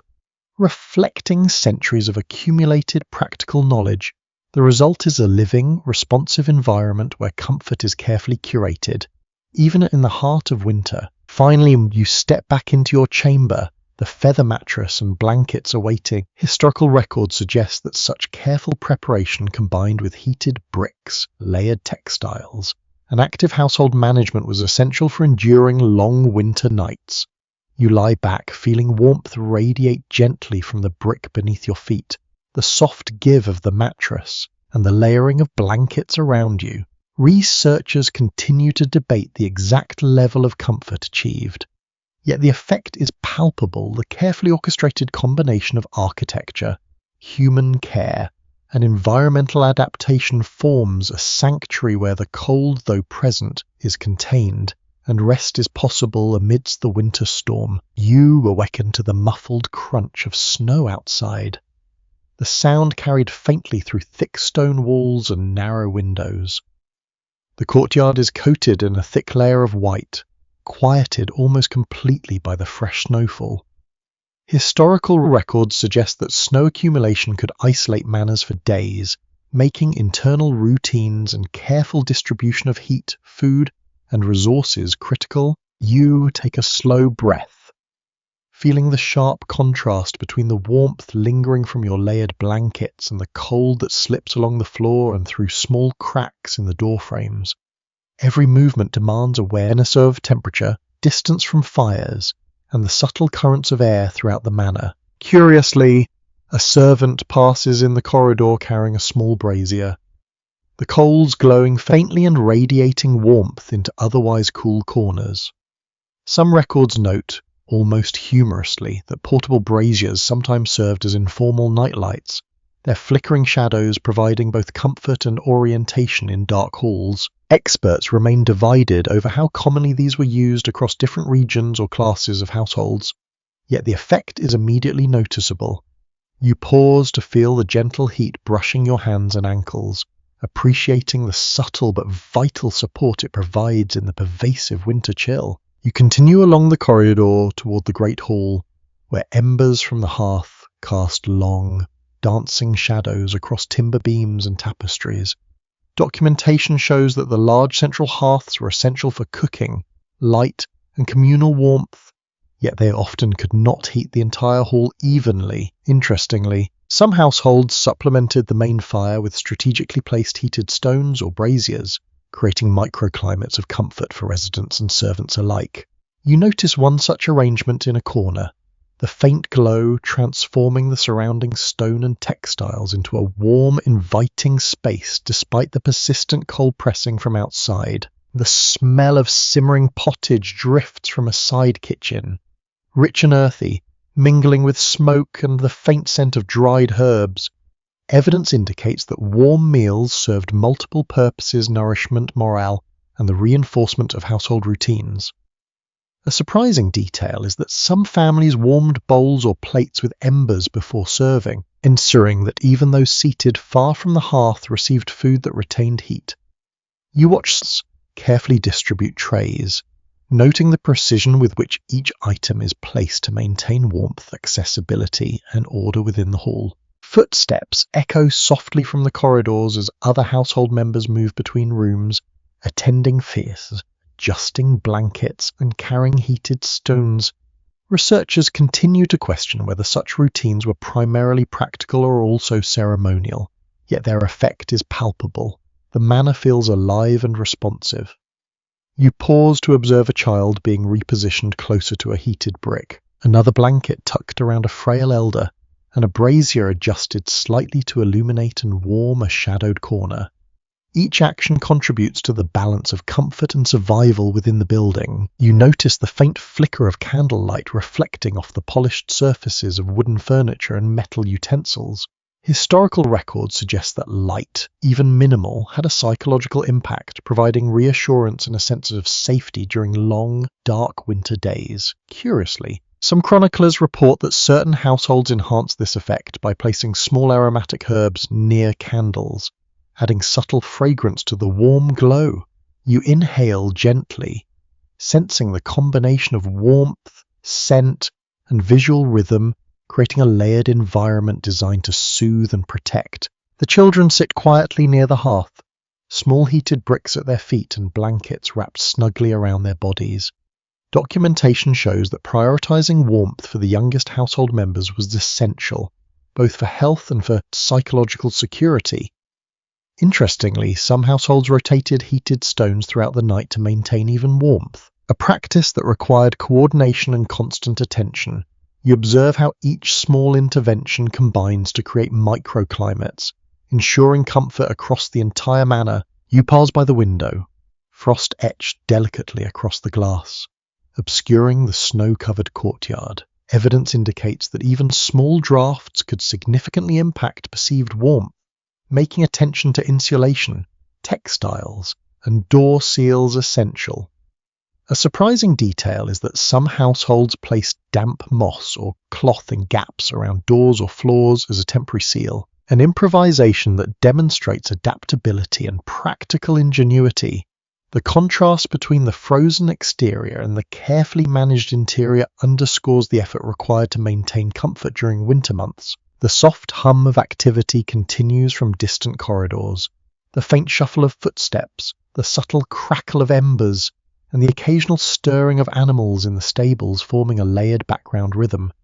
Accounts reveal that such ambient sounds provided reassurance, helping residents feel the manor was alive, active, and protective against the isolation imposed by winter. Curiously, some households deliberately amplified these subtle noises using floor rushes or tapestry arrangements, enhancing the sense of presence and security.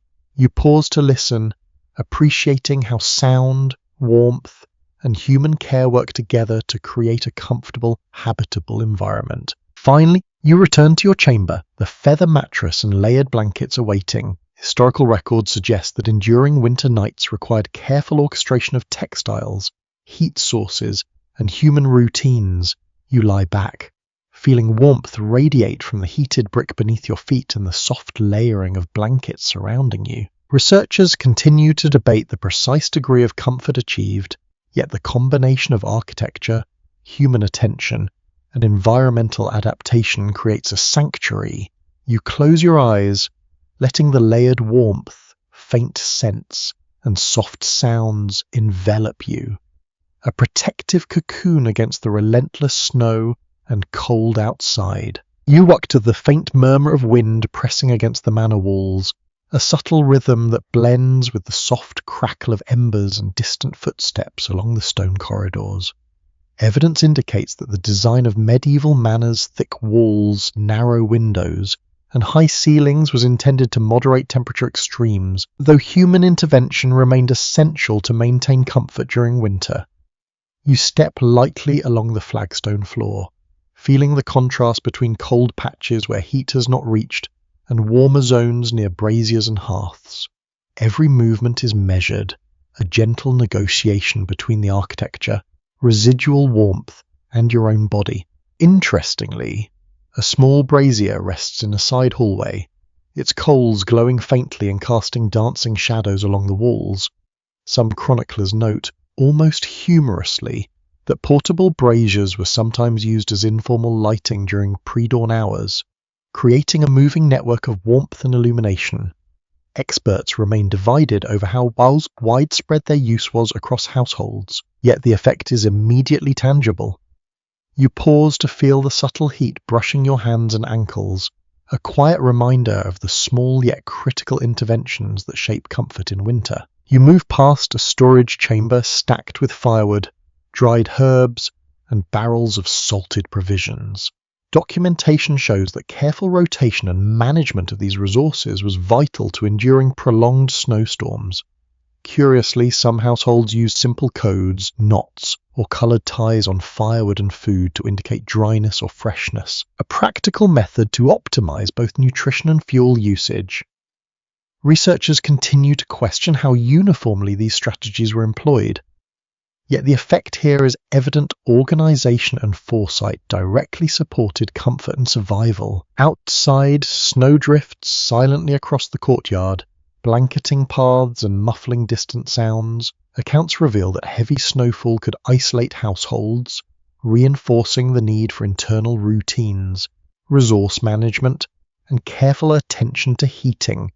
You notice the children sitting near a hearth, tucked beneath layers of blankets with small heated bricks at their feet. Some records indicate that prioritizing warmth for the youngest residents was essential both for survival and for maintaining a sense of security. Debate persists regarding whether these practices were universally applied or limited to wealthier households. Yet the principle of layered comfort is clear. You step into the Great Hall, where the glow of embers illuminates the high timber beams and tapestry-lined walls. Evidence shows that even in winter, communal spaces were crucial for both sustenance and morale. Interestingly, servants adjust braziers and move heated stones to key areas, creating localized pockets of warmth for diners, observers, and children alike. Researchers continue to question whether such precise heat management was standard practice or optional, yet the immediate effect is unmistakable. Areas of comfort appear amidst the cold stone, making communal life feasible and pleasant. The smell of simmering pottage wafts from a nearby kitchen, combining with the faint aroma of smoke and herbs. Documentation shows that warm meals during winter were both practical and comforting, reinforcing routines, nutrition, and social cohesion. A surprising detail is that heated stones were sometimes placed beneath serving dishes to maintain warmth, a clever adaptation to the challenge of cold halls. You watch as trays are carefully positioned, ensuring that warmth and accessibility are maintained even for those seated far from the hearth. Footsteps echo faintly as servants move through the halls, attending fires, adjusting blankets, and monitoring the placement of heated bricks. Experts remain divided on whether these routines were primarily functional or partly ceremonial, yet the manor feels alive, balanced, and habitable as a result. You observe the choreography. A child shifted closer to a heated brick, a blanket tucked against a draft, a brazier adjusted slightly to illuminate and warm a shadowed corner. Each action contributes to a carefully calibrated environment of warmth and order. The children, still partially asleep near the hearth, shift slightly as blankets are repositioned and heated bricks rotated. Accounts reveal that strategic placement of residents and heat sources was carefully managed to maximize warmth and comfort. Interestingly, small interventions such as rotating stones or slightly adjusting positions could make a perceptible difference in warmth, demonstrating the subtle sophistication of household routines. You notice how these interventions, though minor, cumulatively create an environment conducive to rest and survival. You move along a corridor, observing the interplay of warmer zones near hearths and cooler corners farther away. Documentation shows that even brief exposures to drafts required deliberate action, monitoring fires, adjusting blankets, and rotating heated objects. Curiously, some households layered textiles and rushes along thresholds and walls, simple yet effective measures that enhanced warmth and comfort. The manor feels alive in this orchestration of heat, sound, and movement, a space carefully tuned to offset winter's severity. Finally, you return to your chamber, the feather mattress and layered blankets inviting you. Historical records suggest that enduring winter nights required meticulous attention to textiles, fire, and household routines. You lie back, feeling warmth radiating from heated bricks and the soft layering of blankets. Researchers continue to debate the precise degree of comfort achieved, yet the combination of human care, architectural design, and layered heat strategies creates a sanctuary. You close your eyes, allowing the warmth, scent, and subtle sounds of the manor to envelop you, a protective cocoon against the relentless snow and cold outside. You awaken to the faint scent of smoke and herbs lingering in the cold corridor, a subtle reminder of the fires that keep the manor habitable. Historical records suggest that fireplaces and braziers were carefully positioned to create circulating warmth, a system refined over generations of experience. You notice how the temperature shifts with distance from the hearths, cooler near stone doorways and warmer along the paths of embers and heated bricks. Every step you take requires awareness of these gradients, a gentle negotiation with the manor's architecture and the human interventions that maintain comfort during long winter months. Curiously, a servant passes carrying a small tray of steaming pottage. Some chroniclers note, almost humorously, that these trays often serve double duty as impromptu heat sources, the warmth radiating into the corridors as they were carried. Researchers continue to question the prevalence of such practices, yet the effect is immediately tangible. Pockets of warmth appear even in transitional spaces. You pause to feel the subtle heat brushing against your fingers, appreciating the understated ingenuity behind this small, simple measure. You move toward the central hall, where embers glow faintly along the hearth. Documentation shows that these great halls were used for both communal meals and social gatherings, yet they were notoriously difficult to heat evenly during winter. Interestingly, heated stones and portable braziers were often deployed to create zones of comfort, allowing residents and servants to move through the space without succumbing to the cold. You notice one brazier near a distant corner, its glow stretching warmth into a shadowed section of the hall. Experts remain divided on whether such measures were standard or optional, but the immediate effect is clear. Even the largest rooms can be made tolerable with thoughtful heat placement. The aroma of bread and boiled grains drifts from a nearby kitchen corridor. Accounts reveal that warm food was essential not only for nourishment but also for morale, providing reassurance that life and routine continued despite snow and icy winds outside. A surprising detail is that some households preheated bowls and plates with embers or hot water, ensuring that the warmth of the food reached even the farthest seats. You watch as servants carefully distribute trays, noting the meticulous care taken to balance accessibility and heat. Footsteps echo lightly along the hall as servants and residents carry out early morning tasks, adjusting blankets, replenishing embers, and repositioning heated bricks. Researchers continue to question whether these routines were mostly functional, ceremonial, or a combination of both. Yet the impact is unmistakable. The manor feels alive, inhabited, and managed. You notice the careful choreography, children shifted nearer to the hearth, a blanket tucked against a draught, a brazier repositioned to illuminate and warm a dim corner. Each small action contributes to comfort and survival throughout the building. The children sit quietly near a hearth, small heated bricks at their feet and blankets layered snugly. Documentation shows that prioritizing warmth for young residents was a common practice, essential for both health and psychological comfort. Interestingly, small adjustments in placement, rotating bricks, or repositioning cushions could significantly alter the perception of warmth. You observe the subtle interplay of heat, texture, and movement, realizing how these minor interventions accumulate into an environment that sustains life and promotes rest. You move along a corridor toward the storage chambers, noting how the gradient of temperature shifts with proximity to fires and braziers. Evidence indicates that careful management of resources, firewood, food, and textiles was crucial during prolonged winter periods. Curiously, some households marked or bundled resources differently to track freshness, dryness, or priority use. A simple yet highly effective strategy for maximizing efficiency and safety. The combination of organization, warmth, and sensory awareness transforms even cold, shadowed corridors into a space that feels manageable and intentional. The frost on the windows sparkles in the soft glow of embers. Historical records suggest that drafts were a constant challenge, prompting the use of layered textiles, moss, or cloth to seal cracks and enhance insulation.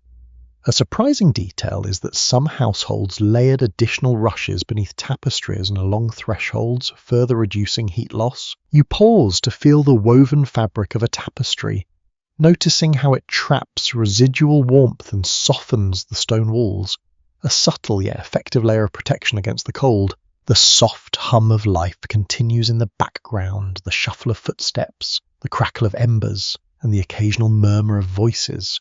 Accounts reveal that these ambient sounds provided reassurance of human presence and safety, contributing as much to psychological comfort as the physical warmth itself. Curiously, some manorers deliberately amplified these sounds using rushes or strategic wall hangings, an almost sensory form of reassurance. You pause to listen, appreciating how heat, sound, and movement combine to create an environment that feels alive and secure. Finally, you return to your chamber, the feather mattress and layered blankets welcoming you once more.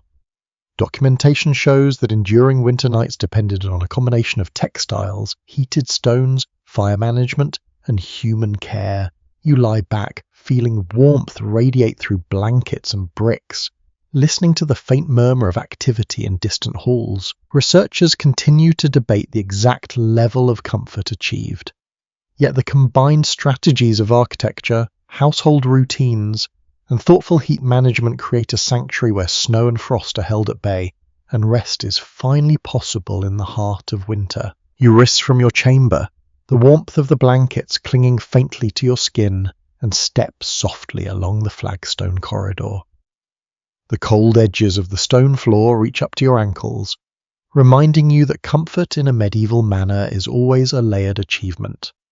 Historical records suggest that corridors were carefully designed to distribute heat, with hearths and braziers placed at intervals to create zones of warmth.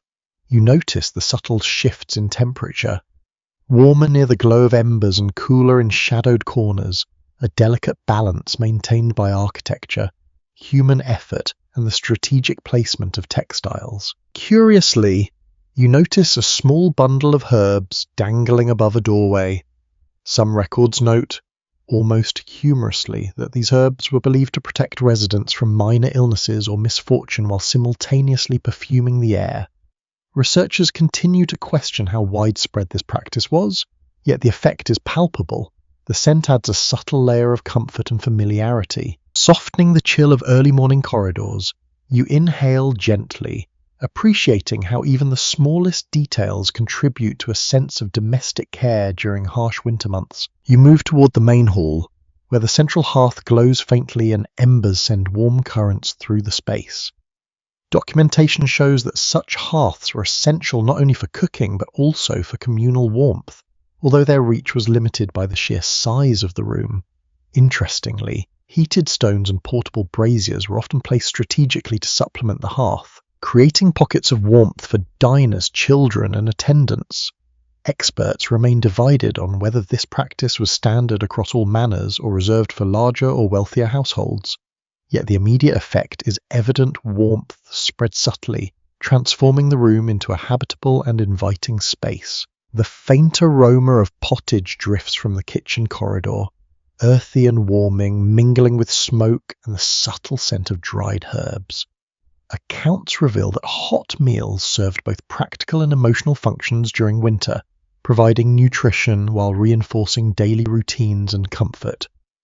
A surprising detail is that some households preheated serving dishes with coals or hot water, ensuring that food maintained its warmth even at the farthest benches. You watch servants carefully distributing trays, noting the deliberate attention given to both warmth and accessibility, a minor choreography that maximizes comfort for everyone in the hall. Footsteps echo softly along the stone corridors as household members and servants carry out morning tasks, adjusting blankets, stoking embers, and moving heated bricks. Researchers continue to question whether these routines were functional, ceremonial, or a combination of both. Yet the effect is unmistakable. The manor feels alive, organized, and responsive. You notice the subtle coordination. A child moves slightly closer to a hearth, a blanket tucked against a draught, a brazier shifted to illuminate a shadowed corner. Each small gesture contributes to the overall environment of warmth and security. The children sit quietly near the hearth, their small heated bricks radiating gentle warmth. Documentation shows that priority was given to the youngest residents, ensuring both safety and comfort during harsh winter months. Interestingly, even minor adjustments in positioning, such as rotating heated stones or adjusting blankets, could significantly improve perceived warmth. You observe the interplay of heat, movement, and textiles, realizing how these small, repeated actions cumulatively create an environment conducive to both survival and rest. You continue along a corridor toward the storage chambers, noting the difference in the temperature between zones near the hearth and cooler corners. Evidence indicates that careful rotation and management of firewood, food, and heated objects were crucial to maintaining warmth and household function. Curiously, some households marked or bundled resources in ways that allowed residents to track dryness, freshness, and priority, a simple but effective system for winter preparedness.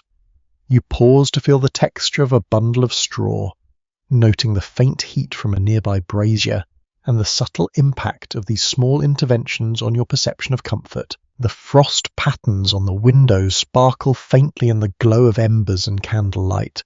Historical records suggest that drafts and cold seeped through even the smallest cracks, which required additional measures such as layered textiles or moss to maintain warmth. A surprising detail is that some households tucked additional layers beneath door thresholds or between tapestries and walls, creating localized insulation that dramatically improved comfort. You notice how these small adjustments accumulate to create a livable interior despite the harsh winter pressing on the manor exterior. The soft hum of domestic activity continues, the faint shuffle of feet, the murmur of conversation, the crackle of embers, and occasional sounds of animals in nearby stables. Accounts reveal that these auditory cues contributed to psychological comfort, reassuring residents of life and presence during isolated winter days. Curiously, some households deliberately arranged floor coverings or wall hangings to amplify these sounds, further enhancing the perception of warmth and human activity. You pause, listening to the layered soundscape, appreciating how it complements the tactile warmth and visual glow of embers and heated textiles. Finally, you return to your chamber, the feather mattress and blankets welcoming you. Documentation shows that enduring winter nights relied on careful orchestration of architecture, heated stones, fires, and attentive household routines. You lie back, feeling warmth radiating from the heated brick beneath your feet and through the layered bedding around you. Researchers continue to debate the exact level of comfort achieved, yet the combination of human care, strategic heat placement, and layered textiles creates a sanctuary where the cold outside feels distant and rest becomes possible. The manor, alive with deliberate attention, warmth, and care, surrounds you in a cocoon of comfort amidst the relentless winter storm. You rise from your bed, the warmth of the layered blanket still clinging faintly to your skin as you step carefully onto the cool stone floor. The corridor is hushed except for the soft murmur of distant footsteps and the faint crackle of embers from hearths that continue to burn low. Evidence indicates that medieval manors relied on the careful placement of hearths, braziers, and heated bricks to create circulating zones of warmth, a strategy critical for survival during extended snowstorms. You notice how the temperature subtly shifts from room to room, warmer near the glow of embers and cooler along stone walls and drafts, demanding constant awareness and adaptation. Curiously, a small bundle of dried herbs hangs above a doorway, releasing a faint fragrance that mingles with smoke and the scent of woolen blankets. Some records note, almost humorously, that these bundles were believed to protect against minor illness or misfortune while also perfuming the air. Researchers continue to question how widespread this practice was, yet the effect is tangible. The subtle aroma adds an element of comfort, creating a familiar sensory layer that softens the harshness of winter. You inhale gently, appreciating the quiet reassurance it brings. As you move down the corridor, you approach the Great Hall, where the glow from the central hearth casts flickering shadows across high timber beams and tapestry-lined walls. Documentation shows that these halls were critical not only for cooking but also for social and communal life. Though their size made uniform heating difficult, interestingly, portable braziers and strategically placed heated stones were used to supplement the hearth, creating microclimates of warmth for diners, children, and attendants alike. Experts remain divided on whether this practice was widespread or reserved for wealthier households, but the immediate effect is obvious. Comfort and usability are enhanced in even the largest, coldest spaces. The faint aroma of simmering pottage drifts through a nearby kitchen corridor, rich, earthy, and inviting. Evidence indicates that hot meals during winter served multiple purposes: sustenance, morale, and reinforcement of daily routines. A surprising detail is that some households warmed bowls and serving dishes with embers or hot water before plating food, ensuring that warmth reached even the farthest diners. You watch as trays of pottage, breads, and small roasted meats are carefully distributed, noting the attention to both heat and accessibility, a choreography designed to maintain comfort throughout the hall. Footsteps echo softly as servants adjust blankets, stoke embers, and rotate heated bricks in corridors and rooms. Researchers continue to question whether these routines were primarily functional or also ceremonial, yet their effect is palpable. The manor feels alive, balanced, and habitable. You observe the choreography of small movements, children shifted closer to heat sources, blankets tucked around vulnerable residents, braziers repositioned to illuminate and warm shadowed corners. Each action contributes to a layered system of warmth and security, a living orchestration that makes winter survivable. The children sit near a hearth, their small heated bricks at their feet radiating warmth, blankets layered snugly around them. Documentation shows that prioritizing warmth for young residents was common practice, critical for both survival and comfort. Interestingly, chroniclers note that even minor adjustments in positioning, such as rotating bricks or blankets, could have noticeable effects on warmth perception. You notice how these subtle interventions, repeated over time, cumulatively create an environment that supports rest, security, and physiological comfort. You continue down a corridor towards storage chambers, observing the gradient of temperature created by fires, braziers, and heated stones. Evidence indicates that careful management of firewood, food, and textiles was vital for sustaining comfort and survival.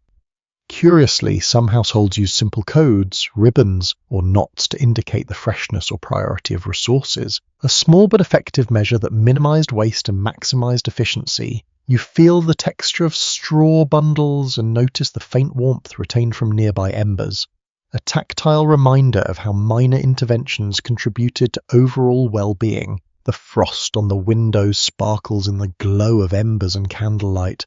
Historical records suggest that even small drafts could significantly reduce warmth, prompting households to layer textiles or seal gaps with moss or cloth. A surprising detail is that additional layers were often tucked beneath thresholds or behind tapestries, a simple yet effective method to create insulated zones within the manor.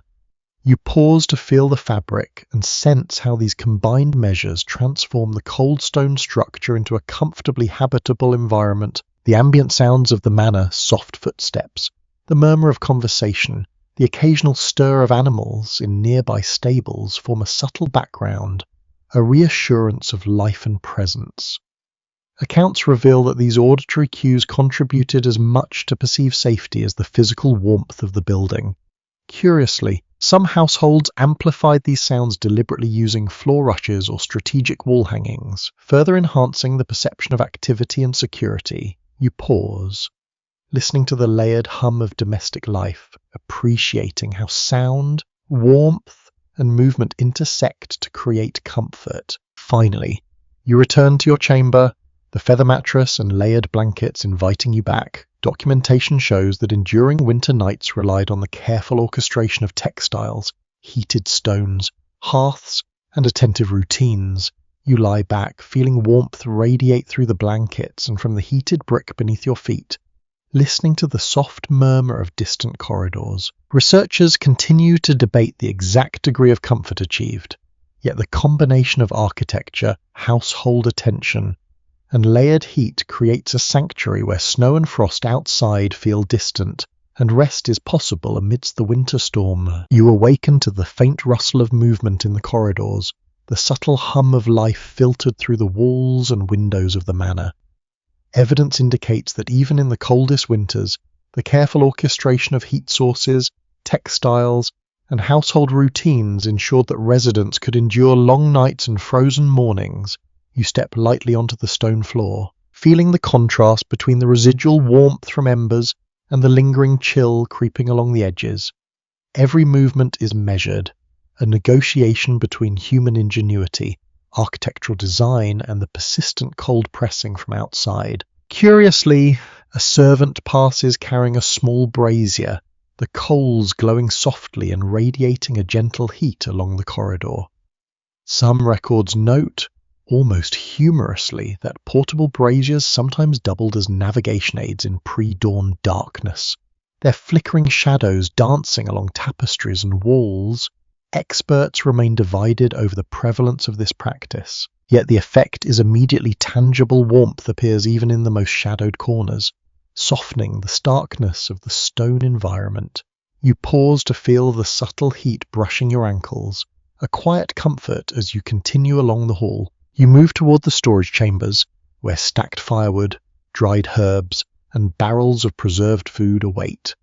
Documentation shows that rotation and careful management of these supplies were essential to survival during prolonged snowstorms. Interestingly, some households use simple markers, knots, or coloured ties to indicate which provisions were freshest or which firewood had dried sufficiently, a subtle system that combined practicality with efficiency.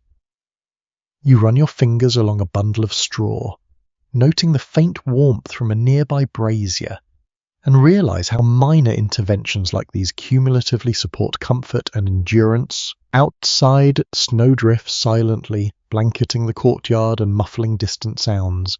Accounts reveal that winter isolation made internal routines critical, from fire tending to food preparation to strategic placement of heated objects. You notice children near the hearth, blankets layered snugly and heated bricks at their feet. Historical records suggest that young residents were prioritized for warmth to ensure health, safety, and a sense of security. Debate persists regarding whether such practices were common in all households or mostly in wealthier estates. Yet the principle of careful warmth distribution is evident here. You enter the great hall, where the embers of the central hearth glow faintly against high timber beams and tapestry-lined walls. Evidence indicates that communal spaces served multiple functions, from dining to administrative tasks, and required additional strategies to maintain comfort during winter. Curiously, braziers and heated stones were strategically placed to create pockets of warmth for residents and attendants, supplementing the reach of the hearth. Experts remain divided on whether this was widespread practice, but the immediate effect is unmistakable. The hall becomes habitable and welcoming despite the bitter cold pressing against the outer walls. The faint aroma of pottage drifts from the kitchen, earthy and warming, mingling with smoke and the subtle scent of herbs.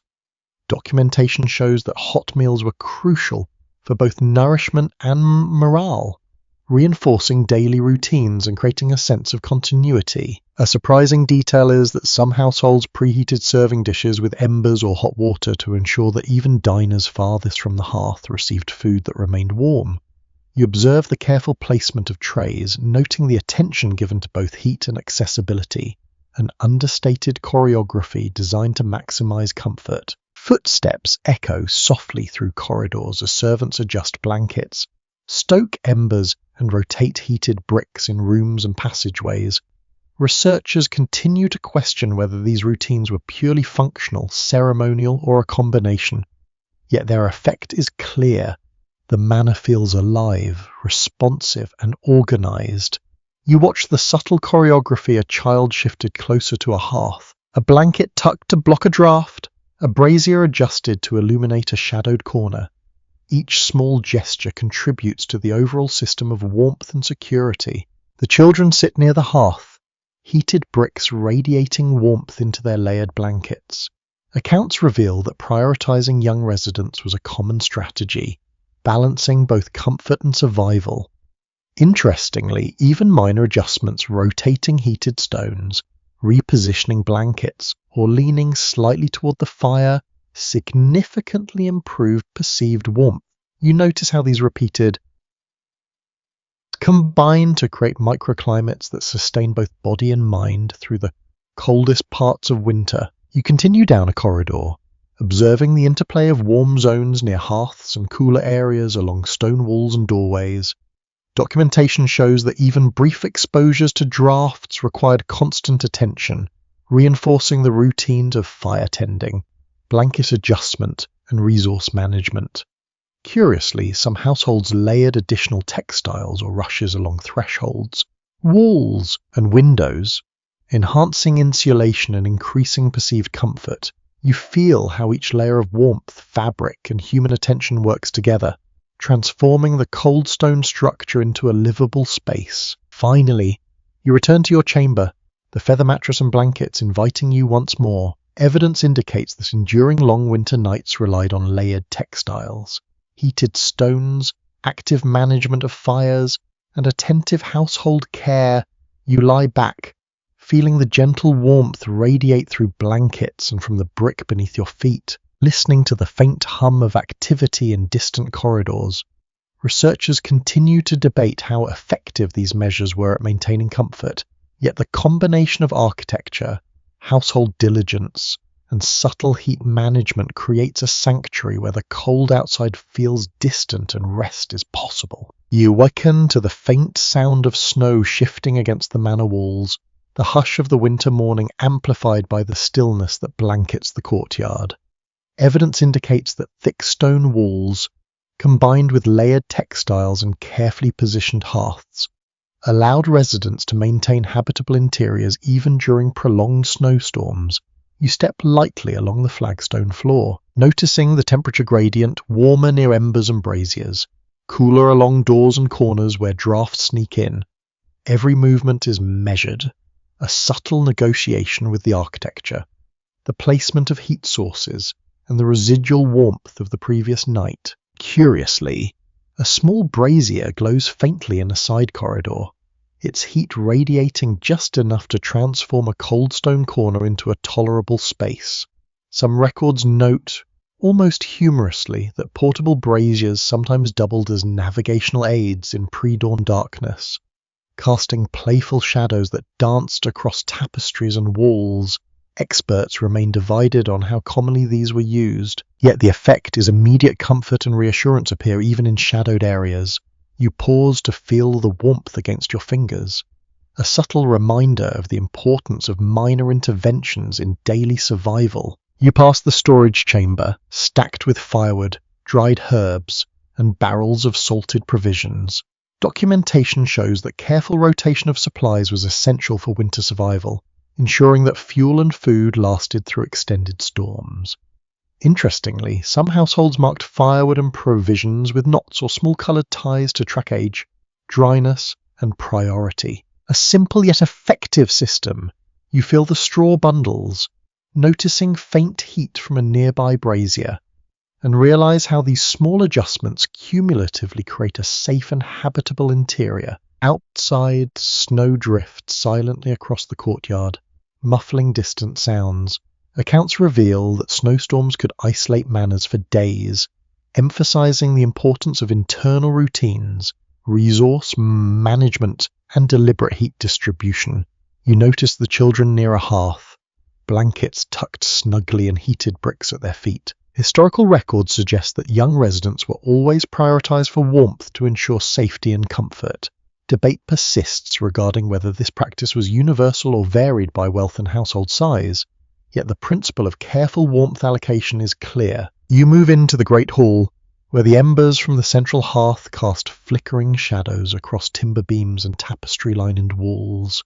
Evidence indicates that communal spaces were essential for meals, gatherings, and maintaining morale. Particularly during the harshest winter days, curiously, servants strategically place heated stones and braziers to create pockets of warmth for children, adults, and attendants supplementing the main hearth. Experts remain divided on whether such precise placement was standard or optional, yet the immediate effect is evident. The hall becomes habitable and welcoming despite the snow pressing on the manor walls. The scent of simmering pottage wafts from the kitchen corridor, mingling with smoke and the subtle aroma of herbs. Documentation shows that hot meals provided both sustenance and comfort, reinforcing routine and reassuring residents that life continued despite winter's harshness. A surprising detail is that some households warmed serving dishes with embers or hot water to ensure that food remained hot, even at tables farthest from the hearth. You observe the careful distribution of trays, noting the precision with which warmth, accessibility, and order are maintained. Footsteps echo softly along corridors as servants adjust blankets, stoke embers, and move heated bricks between rooms. Researchers continue to question whether these routines were functional, symbolic, or both. Yet their effect is undeniable. The manor feels alive, organized, and responsive. You watch the choreography, children shifted closer to heat, blankets tucked against drafts, braziers positioned to illuminate and warm dark corners. Each small movement contributes to a layered system of comfort and security. The children near the hearth sit quietly, their heated bricks radiating warmth into layered blankets. Historical records suggest that prioritizing warmth for the youngest residents was standard, essential for both health and peace of mind. Interestingly, minor adjustments such as rotating heated stones or shifting positions could significantly improve comfort perception. You observe how these subtle interventions combine and layer upon layer to sustain both body and mind in the coldest parts of winter. You move down a corridor, noting the interplay between warmer zones near fires and cooler areas along stone walls. Documentation shows that even brief exposure to drafts required attentive adjustment of blankets, textiles, and heated objects. Curiously, households layered additional fabrics or rushes along thresholds and walls to enhance insulation, demonstrating practical ingenuity. The manor feels alive and responsive, a space carefully curated to counter the severity of winter. Finally, you return to your chamber, the feather mattress and layered blankets inviting you back. Evidence indicates that enduring winter nights relied on the orchestration of textiles, heated stones, hearths, and attentive household routines. You lie back, feeling warmth radiate from the brick beneath your feet and the layered blankets surrounding you. Researchers continue to debate the exact level of comfort, yet the combination of architecture, human care, and strategic heat management creates a sanctuary where snow and frost are held at bay, and rest is possible. You awaken to the subtle hiss of wind brushing against the manor walls, the muted sound amplified by the snow that blankets the courtyard. Historical records suggest that the combination of thick stone walls, layered textiles, carefully managed hearths provided a measure of insulation, yet human attention remained crucial for comfort. You step lightly onto the flagstone floor, feeling the residual warmth from embers mingling with the persistent chill that creeps along doorways and corners.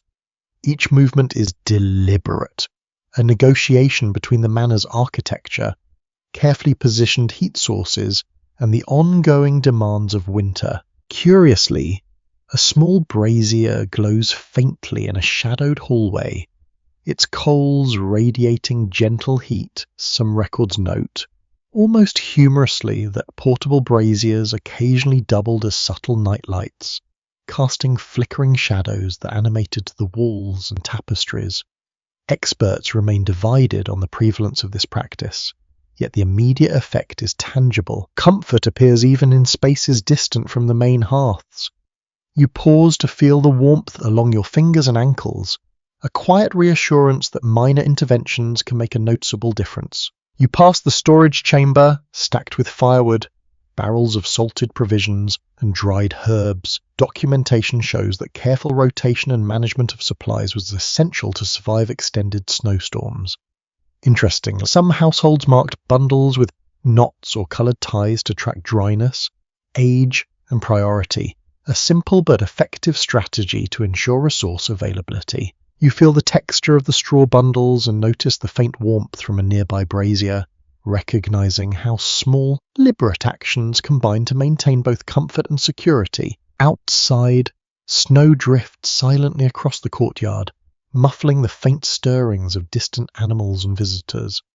Accounts reveal that heavy snowfall often isolated households for days, reinforcing the importance of internal routines and careful distribution of heat, food, and other resources. You notice children near the hearth, blankets layered and heated bricks at their feet. Historical records suggest that young residents were consistently prioritized for warmth, a practice that balanced survival with reassurance and comfort. Debate persists regarding how universally this approach was applied, yet its effectiveness is evident in the gentle, cozy arrangements before you. You step into the great hall, where the central hearth glows softly, embers flickering across timber beams and tapestry-lined walls. Evidence indicates that these communal spaces were vital for meals, social cohesion, and the maintenance of morale. Curiously, servants place heated stones and braziers strategically, creating pockets of warmth for children, adults, and attendants. Experts remain divided on whether this practice was standard or optional, yet the immediate effect is visible. Even the largest, coldest areas of the hall are made habitable and inviting. The faint aroma of pottage drifts from a side kitchen corridor, earthy and inviting.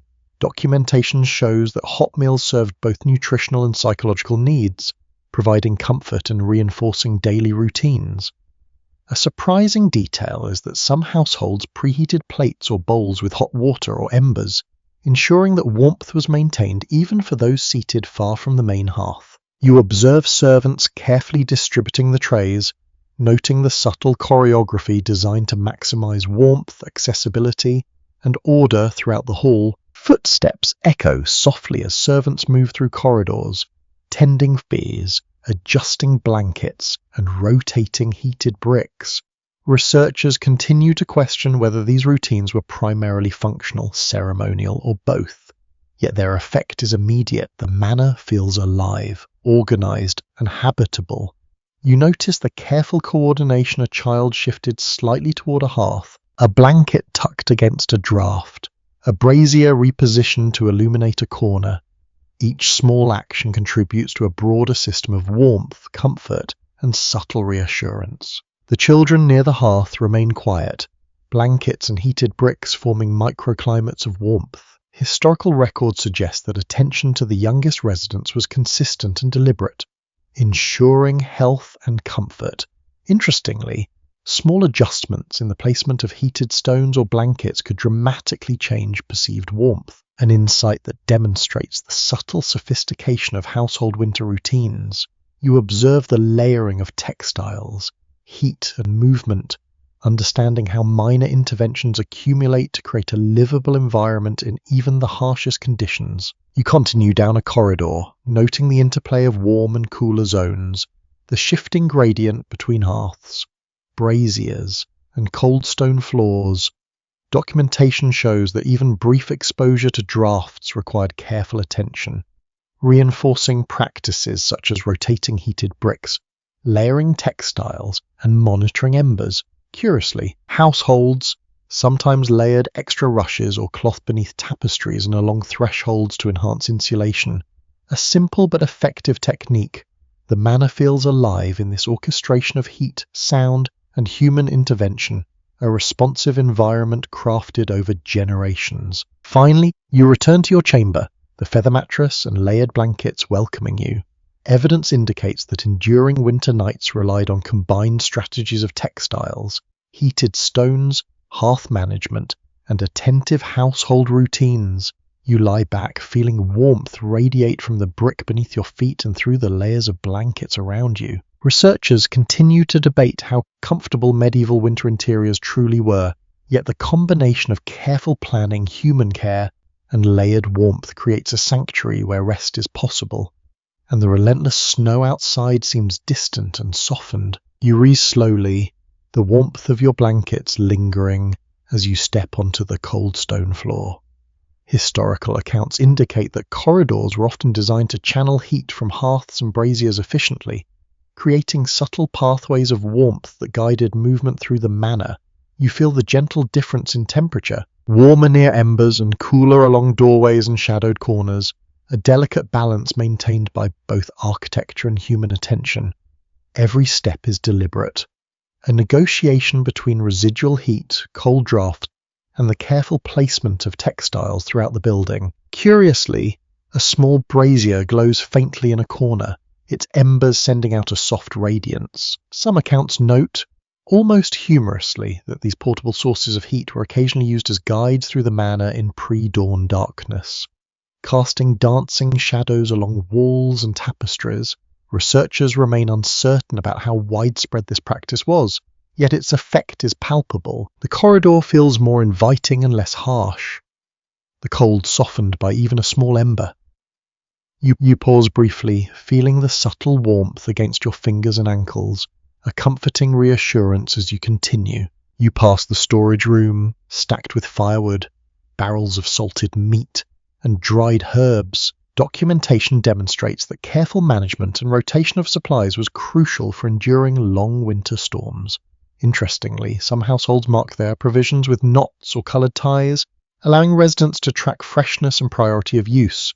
You feel the texture of straw bundles, noticing the faint residual warmth from a nearby brazier. These minor interventions, repeated consistently, created a controlled environment where survival and comfort coexisted. Outside, the snowdrifts silently, blanketing the courtyard and muffling distant sounds. Evidence shows that heavy snowfall could isolate households for days, making internal routines and resource management critical. You see children sitting near a hearth, heated bricks at their feet, blankets layered snugly around them. Historical records suggest that prioritizing warmth for the youngest residents was standard practice, balancing both survival and psychological comfort. Debate persists about whether this approach was consistent across households or more common in larger estates, yet its effect is clear in this well-prepared room. You move into the great hall, where the central hearth glows warmly, casting flickering shadows across timber beams and tapestry-lined walls. Documentation demonstrates that these communal spaces were essential for meals, social gatherings, and maintaining morale. Curiously, servants place heated stones strategically to supplement the hearth, creating pockets of warmth for residents and attendants in colder corners.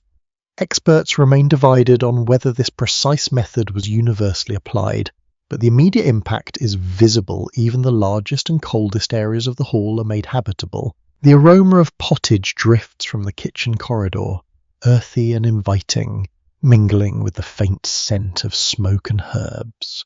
Evidence shows that warm meals provided both nutrition and psychological reassurance, reinforcing routine and comfort. A surprising observation is that some households preheated dishes with embers or hot water to maintain temperature, ensuring that diners farthest from the hearth still enjoyed warmth. You watch as trays are carefully arranged, the positioning ensuring both accessibility and consistent heat throughout the hall. Footsteps echo softly as servants move through the corridors, tending fires, adjusting blankets, and repositioning heated bricks. Researchers have yet to agree on whether these routines were primarily functional, ceremonial, or a blend of both. Yet their effect is undeniable. The manor feels alive, responsive, and organized. You observe the subtle choreography. A child shifted closer to a hearth, a blanket tucked against a draught, a brazier adjusted to illuminate and warm a dark corner. Each small action contributes to a layered system of comfort and security. The children sit near the hearth, heated bricks at their feet, blankets layered around them. Records suggest that careful attention to their positioning was crucial, maintaining both health and comfort during harsh winter months. Interestingly, even minor adjustments in the placement of heated stones or blankets could noticeably alter perceived warmth. You notice how these repeated, small interventions combine to create an environment that sustains both body and mind, allowing for safe, restful sleep. You continue down a corridor, feeling the interplay of warm zones near hearths and cooler pockets along stone walls. Documentation demonstrates that brief exposures to drafts required constant attention, reinforcing the importance of rotating heated stones, layering textiles, and maintaining embers. Curiously, some households layered additional rushes or cloth along thresholds and walls to enhance insulation, a simple but effective solution.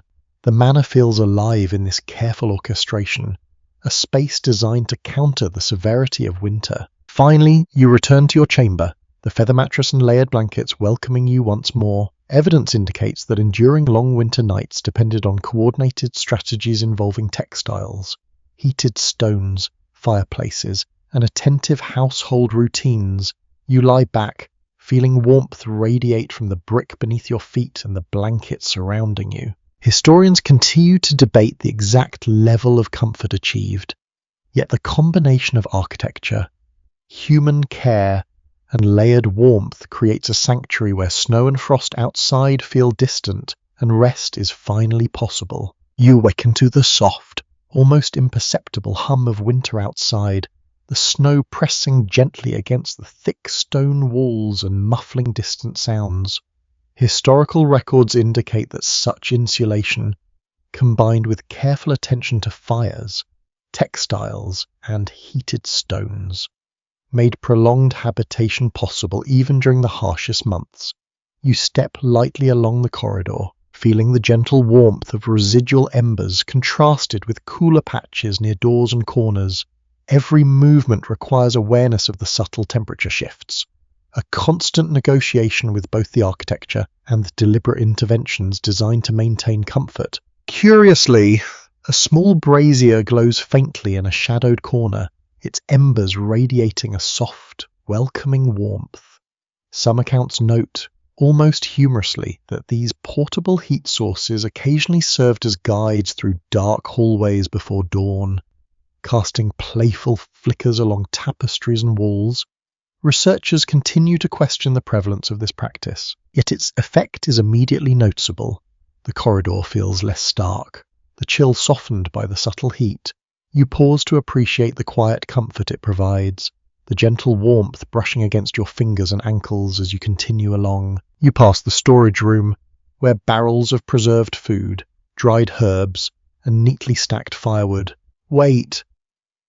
Documentation shows that rotation and careful management of these resources were essential for winter survival.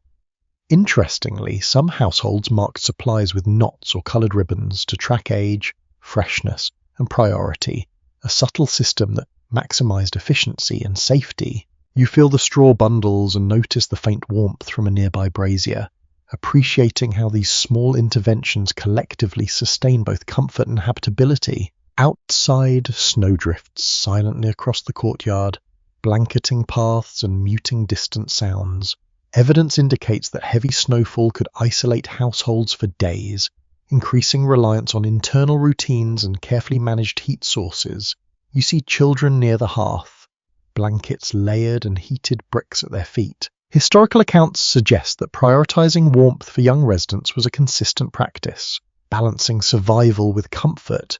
Debate persists about how universal this approach was, yet its effect is evident. The children are cozy, safe, and secure within the layered environment. You enter the great hall, where the central hearth glows faintly, casting flickering shadows across the high timber beams and tapestry-lined walls. Documentation demonstrates that communal spaces were essential for meals, gatherings, and morale. Even during extreme winter conditions, curiously, heated stones and portable braziers are placed strategically to supplement the hearth, creating microclimates for residents and attendants. Experts remain divided on whether these placements were standard practice, but their effect is immediate. The hall is inviting and habitable despite the surrounding cold. The faint aroma of pottage wafts from a nearby kitchen corridor, earthy and comforting. Historical records show that hot meals served both nutritional and emotional purposes, reinforcing routines and reassuring residents that life continued despite the snow pressing outside. A surprising detail is that some households warmed dishes before serving, using embers or hot water, ensuring that even diners farthest from the hearth received warmth. You watch as trays are carefully positioned, each movement calibrated to maximize comfort, accessibility, and heat distribution. Footsteps echo softly as servants move along corridors, tending furs, adjusting blankets, and rotating heated bricks. Researchers continue to debate whether these routines were purely functional, ceremonial, or a combination, yet their effect is unmistakable. The manor feels alive, coordinated, and responsive. You notice the subtle choreography. Children moved closer to hearths, blankets tucked against drafts, braziers adjusted to warm, shadowed corners. Each small action contributes to a larger system of security and comfort. The children near the hearth sit quietly, heated bricks radiating warmth beneath layered blankets. Evidence indicates that such prioritization was standard, ensuring comfort and safety during harsh winter months. Interestingly, even minor adjustments, such as shifting heated stones or blankets, could noticeably affect perceived warmth. You observe how these repeated small interventions combine to form an environment that sustains both body and mind, creating microclimates of comfort across the manor. You continue down the corridor, noticing the gradient of warmth from hearths and braziers against cooler zones near walls and doorways. Documentation shows that even brief exposures to drafts required careful attention, emphasizing routines like rotating heated stones, layering textiles, and monitoring embers curiously. Some households layered additional fabrics along thresholds or behind tapestries to enhance insulation. A simple yet effective strategy. The manor feels alive, carefully orchestrated to counter the severity of winter, each intervention adding another layer of comfort. Finally, you return to your chamber, the feather mattress and blankets welcoming you. Historical accounts indicate that enduring winter nights relied on the combination of textiles, heated stones, hearths, and careful household routines. You lie back, warmth radiating from the brick beneath your feet and through the layered blankets, listening to the faint murmur of activity in distant corridors. Historians continue to debate the precise degree of comfort medieval households achieved, yet the combination of architecture, human attention, and layered warmth creates a sanctuary where snow and frost outside feel distant and rest is possible. You awaken to the soft, muffled sounds of the manor, the wind pressing gently against the stone walls while snow accumulates silently outside. Evidence shows that thick masonry combined with layered textiles, braziers, and heated stones created interiors that could be surprisingly habitable even in the coldest months. You step lightly along the flagstone floor, feeling the warm trails left by embers contrasted with cooler patches along walls and corners. Every step is a careful negotiation, a delicate balance between residual warmth, cold drafts, and the human interventions that shape comfort throughout the manor. Curiously, a small brazier glows in a distant corridor, its embers radiating gentle heat. Some records note, almost humorously, that portable braziers doubled as informal nightlights, casting flickering shadows across walls and tapestries. Experts remain uncertain about how common this practice was across households, yet the effect is immediate. Comfort and reassurance extend even to shadowed corners. You pause to feel the subtle warmth brushing your ankles, a quiet reminder of how small, thoughtful measures enhance habitability. You move toward the storage chambers, noting barrels of salted provisions, stacked firewood, and dried herbs. Documentation demonstrates that rotation and careful management of these supplies were essential during snow-laden periods. Interestingly, some households marked resources with knots or coloured ribbons to track freshness, dryness, or priority use, a simple yet effective system that combined practicality with foresight. You run your fingers along the straw bundles, noticing the faint residual heat from a nearby brazier, and sense how these minor interventions cumulatively maintain both comfort and survival. Outside, snow blankets the courtyard, muting distant sounds and pressing a soft silence onto the manor. Accounts reveal that heavy snowfall could isolate residents for days, making internal routines, heat management, and resource allocation vital. You notice children near a hearth, heated bricks at their feet, blankets layered snugly. Historical accounts suggest that prioritizing warmth for young residents was consistent practice, balancing both survival and reassurance. Debate persists about whether this approach was universal, yet its effect is evident. Safety and comfort are carefully maintained even during the coldest days. You enter the great hall, where the central hearth glows softly, sending warmth across timber beam and tapestry-lined walls. Evidence indicates that communal spaces were vital for meals, gatherings, and sustaining morale during winter.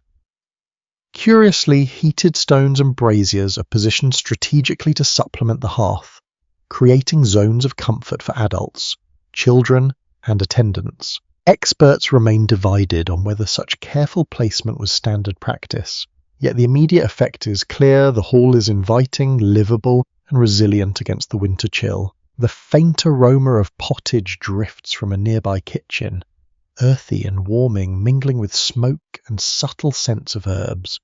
Documentation shows that warm meals served multiple purposes: nourishment, routine, and reassurance. A surprising observation is that some households preheated dishes with embers or hot water to maintain warmth even at the farthest tables. You watch as trays are distributed carefully, each placement ensuring heat and accessibility, a choreography designed for maximum comfort. Footsteps echo softly as servants adjust blankets, tend embers, and rotate heated stones. Researchers continue to question whether these routines were functional, symbolic, or both. Yet the manor feels alive, coordinated, and responsive. You notice the subtle choreography: a child shifted closer to heat, a blanket tucked against a draft, a brazier repositioned to illuminate and warm a corner. Each small action sustains warmth, comfort, and the sense of life within the building. The children sit quietly near the hearth, heated bricks radiating warmth into layered blankets. Historical records indicate that careful attention to their positioning was critical for both health and comfort. Interestingly, minor adjustments, such as rotating stones or shifting blankets, could dramatically improve perceived warmth. You observe how these repeated, small interventions accumulate to create microclimates throughout the manor, sustaining both body and mind during harsh winter conditions. You continue down a corridor, noting the gradient of warmth from hearths, braziers, and heated bricks against cooler areas along walls and thresholds. Documentation demonstrates that even brief exposures to drafts required attentive adjustment and routine management. Curiously, households layered additional fabrics or rushes along doorways and walls to enhance insulation. A simple but effective intervention. The manor feels alive in this careful orchestration of heat, textiles, and attention, a space deliberately crafted to counter winter's severity. Finally, you return to your chamber, the feather mattress and blankets inviting you. Evidence shows that enduring winter nights depended on textiles, heated stones, fire management, and attentive household routines. You lie back, feeling warmth radiate through blankets and from the brick beneath your feet, listening to the soft murmur of distant activity and the faint hiss of snow outside. Historians continue to debate the precise comfort levels achieved, yet the combination of architecture, human diligence, and layered warmth creates a sanctuary where snow and frost feel distant and rest is possible. The manor, alive with care, attention, and ingenuity, surrounds you with a profound sense of calm and safety, allowing winter's relentless cold to be softened into a cocoon of comfort. Now dim the lights and allow yourself to drift slowly into the quietude of the manor. The snow outside presses gently against the walls, muffling distant sounds and creating a soft, serene hush. Your body sinks deeper into the feather mattress, the blankets layered around you holding the gentle warmth from the heated brick beneath your feet. Each breath you take carries the faint aroma of smoke, herbs, and lingering warmth from the hearths, a comforting reminder that the manor is alive, attentive, and protective. Interestingly, the subtle hum of activity in distant corridors, the shuffle of feet, the crackle of embers, the faint murmur of voices blends with the occasional stirring of animals in the stables. Historical accounts indicate that such ambient sounds provided reassurance, reinforcing the perception of life, security, and warmth even during the darkest winter days. You feel the rhythm of the manor like a heartbeat beneath the stone and timber, a gentle pulse that lulls the mind into calm and stillness. Curiously, the layering of textiles, heated stones, and strategic fires forms microclimates of comfort, each corner, corridor, and chamber carefully managed. Records suggest that this orchestration was both practical and attentive, ensuring survival while offering subtle psychological reassurance. You can imagine the children near the hearth, small heated bricks at their feet, blankets wrapped snugly, breathing slowly in synchronized comfort. The smell of simmering pottage and the warmth of the hearth extend even to distant chambers, wrapping the entire manor in a cocoon of gentle familiarity. It may amuse you that even in such cold conditions, minor gestures, adjusting a blanket, rotating a heated stone, moving a brazier, accumulate into a profound sense of security and calm. Historians continue to debate the precise measures of comfort achieved, yet the effect is unmistakable warmth, sound, and attentiveness blend seamlessly into a protective environment. You close your eyes and feel the layered heat of the manor, the muffled silence outside, and the soft rhythm of human care all around you. As your breathing slows and your muscles relax, the outside world, the snow, and the wind fade gently from perception. You are cocooned in warmth, enveloped by a space deliberately curated for safety, comfort, and rest. The manor's intricate layering of heat, sound, and care transforms winter's cold into a gentle embrace, guiding you toward a deep, restorative sleep. The past and present merge softly, leaving only the serenity of survival and the comforting hum of life. Let yourself drift completely, secure in the knowledge that warmth, care, and attentiveness surround you, carrying you safely into dreams. Sweet dreams.